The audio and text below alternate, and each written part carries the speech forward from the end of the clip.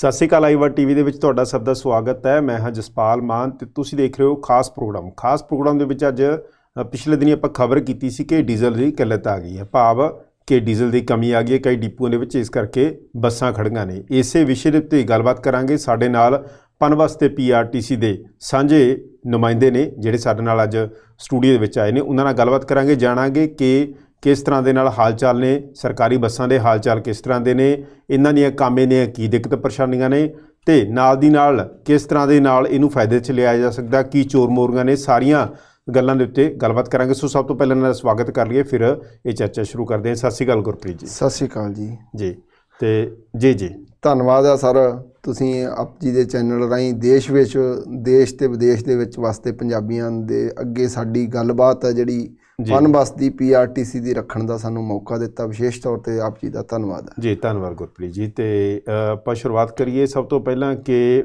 ਵੈਸੇ ਤਾਂ ਇਹ ਹੈ ਕਿ ਜਦੋਂ ਗੱਲਾਂ ਚੱਲਦੀਆਂ ਨੇ ਪੀਆਰਟੀਸੀ ਦੀਆਂ ਕਹਿ ਲਓ, ਪਨਬੱਸ ਦੀਆਂ ਕਹਿ ਲਓ, ਸਰਕਾਰੀ ਬੱਸ ਹੀ ਕਹਿ ਲੈਂਦੇ ਆਪਾਂ ਕੋਲ ਲਾ ਕੇ, ਆਮ ਬੰਦੇ ਨੂੰ ਵੈਸੇ ਪਤਾ ਨਹੀਂ ਹੁੰਦਾ। ਮੈਂ ਇੱਧਰਲੇ ਪਾਸੇ ਵੀ ਜਾਊਂਗਾ। ਬਿਲਕੁਲ ਜੀ, ਬਿਲਕੁਲ। ਤਾਂ ਥੋੜ੍ਹਾ ਜਿਹਾ ਪਹਿਲਾਂ ਤਾਂ ਇੱਥੋਂ ਸ਼ੁਰੂ ਕਰ ਲਈਏ ਕਿ ਬਈ ਹੁਣ ਹਾਲ ਚਾਲ ਕਿਵੇਂ ਕਾ ਜਾਂ ਕਿੰਨਾ ਕੁ ਬਕਾਇਆ ਖੜਾ ਸਰਕਾਰ ਵਾਲੇ ਪਾਸੇ?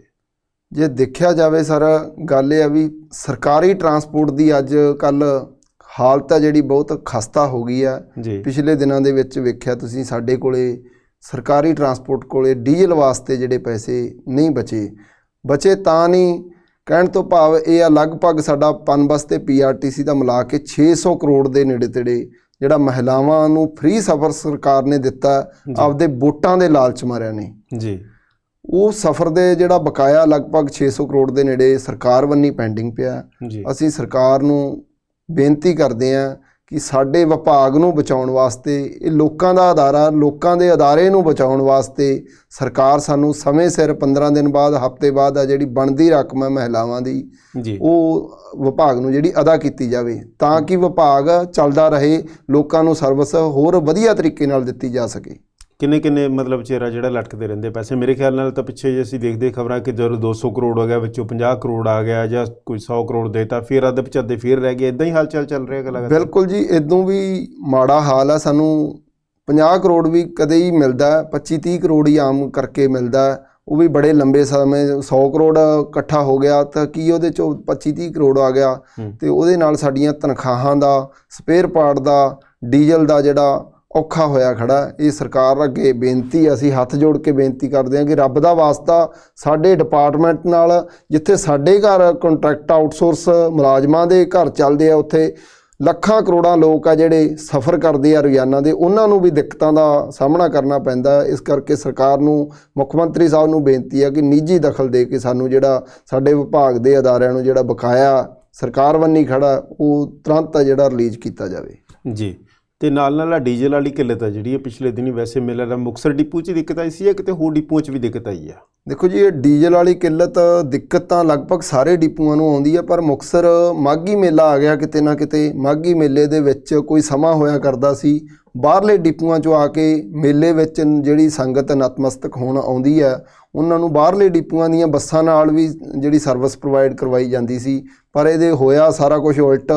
ਸਾਡੇ ਮੁਕਤਸਰ ਡਿਪੂ ਦੀਆਂ ਬੱਸਾਂ ਡੀਜ਼ਲ ਤੋਂ ਬਿਨਾਂ ਪਿਛਲੇ ਦਿਨਾਂ ਦੇ ਵਿੱਚ ਖੜੀਆਂ ਰਹੀਆਂ। ਕੱਲ੍ਹ ਪਰਸੋਂ 43 ਲੱਖ ਰੁਪਏ ਦਾ ਜਿਹੜਾ ਬਜਟ ਆਇਆ, ਲਗਭਗ ਅੰਕੜੇ ਕੁਛ ਹੈ ਸਾਡੇ ਕੋਲੇ 72-73 ਲੱਖ ਰੁਪਈਆ ਡੀਜ਼ਲ ਪੰਪ ਪ੍ਰਾਈਵੇਟ ਦਾ ਜਿਹੜਾ ਜਿੱਥੋਂ ਡੀਜ਼ਲ ਬੱਸਾਂ ਨੂੰ ਮਿਲਦਾ ਉਹਦਾ ਦੇਣ ਵਾਲਾ ਰਹਿੰਦਾ ਸੀ, ਉਹ 42-43 ਲੱਖ ਦੇਤਾ। ਹਜੇ ਵੀ 30-32 ਲੱਖ ਪੈਂਡਿੰਗ ਪਿਆ, ਉਹਦਾ ਪਤਾ ਨਹੀਂ ਜੀ ਕਦੋਂ ਸਾਨੂੰ ਜਵਾਬ ਦੇ। ਹਾਲਾਤ ਸਾਡੇ ਮਾੜੇ ਆ। ਬੇਨਤੀ ਹੈ ਸਰਕਾਰ ਨੂੰ, ਵਾਰ-ਵਾਰ ਇਹੀ ਕਰਦੇ ਹਾਂ ਕਿ ਡੀਜ਼ਲ ਦੇ ਜਿਹੜੇ ਪੈਸੇ ਆ ਸਾਨੂੰ ਹਰ ਮੁਸ਼ਕਲ ਨੂੰ ਸਮਝਿਆ ਜਾਵੇ, ਦੇਣਾ ਚਾਹੀਦੇ ਹੈ ਜੀ। ਬਕਾਇਆ ਘੱਟੋ ਘੱਟ ਜਾਰੀ ਕਰਨਾ ਚਾਹੀਦਾ। ਜਦੋਂ ਤੁਸੀਂ ਸੁਵਿਧਾ ਜਾਂ ਅਨਾਊਂਸਮੈਂਟ ਕਰਤੀ ਹੈ ਤਾਂ ਘੱਟੋ ਘੱਟ ਦੇਣਾ ਚਾਹੀਦਾ ਗਾ। ਅਤੇ ਨਾਲੇ ਜਿਹੜਾ ਆਪਾਂ ਬੀਬੀਆਂ ਵਾਲਾ ਫ੍ਰੀ ਸਫ਼ਰ ਆ ਜਿਹੜਾ, ਇਹਨੇ ਮੇਰੇ ਖਿਆਲ ਨਾਲ ਬਹੁਤ ਜ਼ਿਆਦਾ ਪ੍ਰਾਈਵੇਟਾਂ ਦਾ ਵੀ ਨੁਕਸਾਨ ਹੋ ਗਿਆ, ਸਰਕਾਰੀ ਬੱਸਾਂ ਦਾ ਵੀ ਨੁਕਸਾਨ ਹੋ ਗਿਆ। ਤਾਂ ਇਹ ਮਤਲਬ ਤੁਹਾਨੂੰ ਕੀ ਲੱਗਦਾ ਵੀ ਇਹਦੀ ਲੋੜ ਸੀਗੀ ਜਾਂ ਇਹਨੂੰ ਮਤਲਬ ਕਿਵੇਂ ਦਿੱਤਾ ਜਾ ਸਕਦਾ ਸੀ ਇਸ ਸਕੀਮ ਨੂੰ?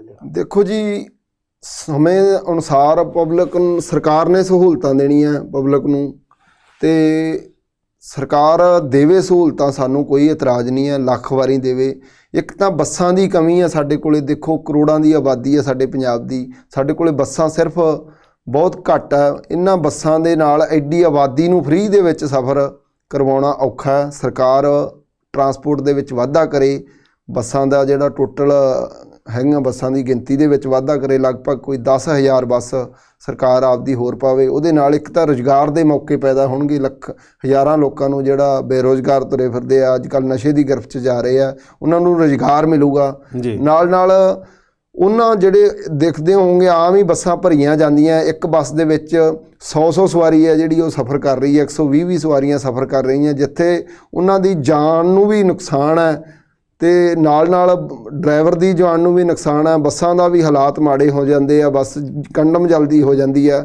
ਇਸ ਕਰਕੇ ਨਾਲੇ ਕਮਾਈ ਦੇ ਵਿੱਚ ਵੀ ਵਾਧਾ ਹੋਊਗਾ, ਲੋਕਾਂ ਨੂੰ ਸਹੂਲਤ ਵੀ ਮਿਲੂਗੀ। ਜਿਹੜਾ ਫ੍ਰੀ ਸਫ਼ਰ ਦੀ ਸਹੂਲਤ ਚਾਹੇ ਉਹ ਵੋਟਾਂ ਵਾਸਤੇ ਦਿੱਤੀ ਆ ਸਰਕਾਰ ਨੇ, ਆਪਦੇ ਸਰਕਾਰ ਬਣਾਉਣ ਵਾਸਤੇ ਦਿੱਤੀ ਆ, ਉਹ ਜਿਹੜੀ ਸਫ਼ਰ ਸਹੂਲਤ ਨੂੰ ਸੁਚੱਜੇ ਢੰਗ ਨਾਲ ਜਿਹੜਾ ਲਾਗੂ ਕੀਤਾ ਜਾ ਸਕਦਾ ਹੈ। ਜੀ ਬਿਲਕੁਲ ਬਿਲਕੁਲ, ਉਹਦੇ ਵਿੱਚ ਸੁਧਾਰ ਹੋਣਾ ਲਾਜ਼ਮੀ ਹੈ। ਬਿਲਕੁਲ ਜੀ ਬਿਲਕੁਲ। ਅਤੇ ਆਪਾਂ ਅੱਗੇ ਚੱਲ ਗਏ ਜੀ ਕਿ ਜਿਵੇਂ ਹੁਣ ਅੰਕੜੇ ਦੇਖ ਲੈਂਦੇ ਆਪਾਂ, ਇਸ ਤੋਂ ਪਹਿਲਾਂ ਰਾਜਾ ਵੜਿੰਗ ਵੀ ਕਹਿੰਦੇ ਸੀ ਜਦੋਂ ਟਰਾਂਸਪੋਰਟ ਮੰਤਰੀ ਸੀ, ਫਿਰ ਲਾਲਜੀਤ ਭੁੱਲਰ ਜੀ ਆਏ, ਉਹ ਦੇਖਦੇ ਆ ਕਿ ਸੁਣਨ ਨੂੰ ਮਿਲ ਜਾਂਦੀਆਂ ਨੇ 4 ਦਿਨਾਂ ਬਾਅਦ ਕਿਤੇ ਖਬਰਾਂ। ਵੈਸੇ ਤਾਂ ਧਰਨੇ ਸ਼ਰਨੇ ਤੁਹਾਡੇ ਬਹੁਤ ਚੱਲਦੇ, ਉਹ 'ਤੇ ਵੀ ਅੱਗੇ ਆ ਕੇ ਗੱਲ ਕਰਾਂਗੇ।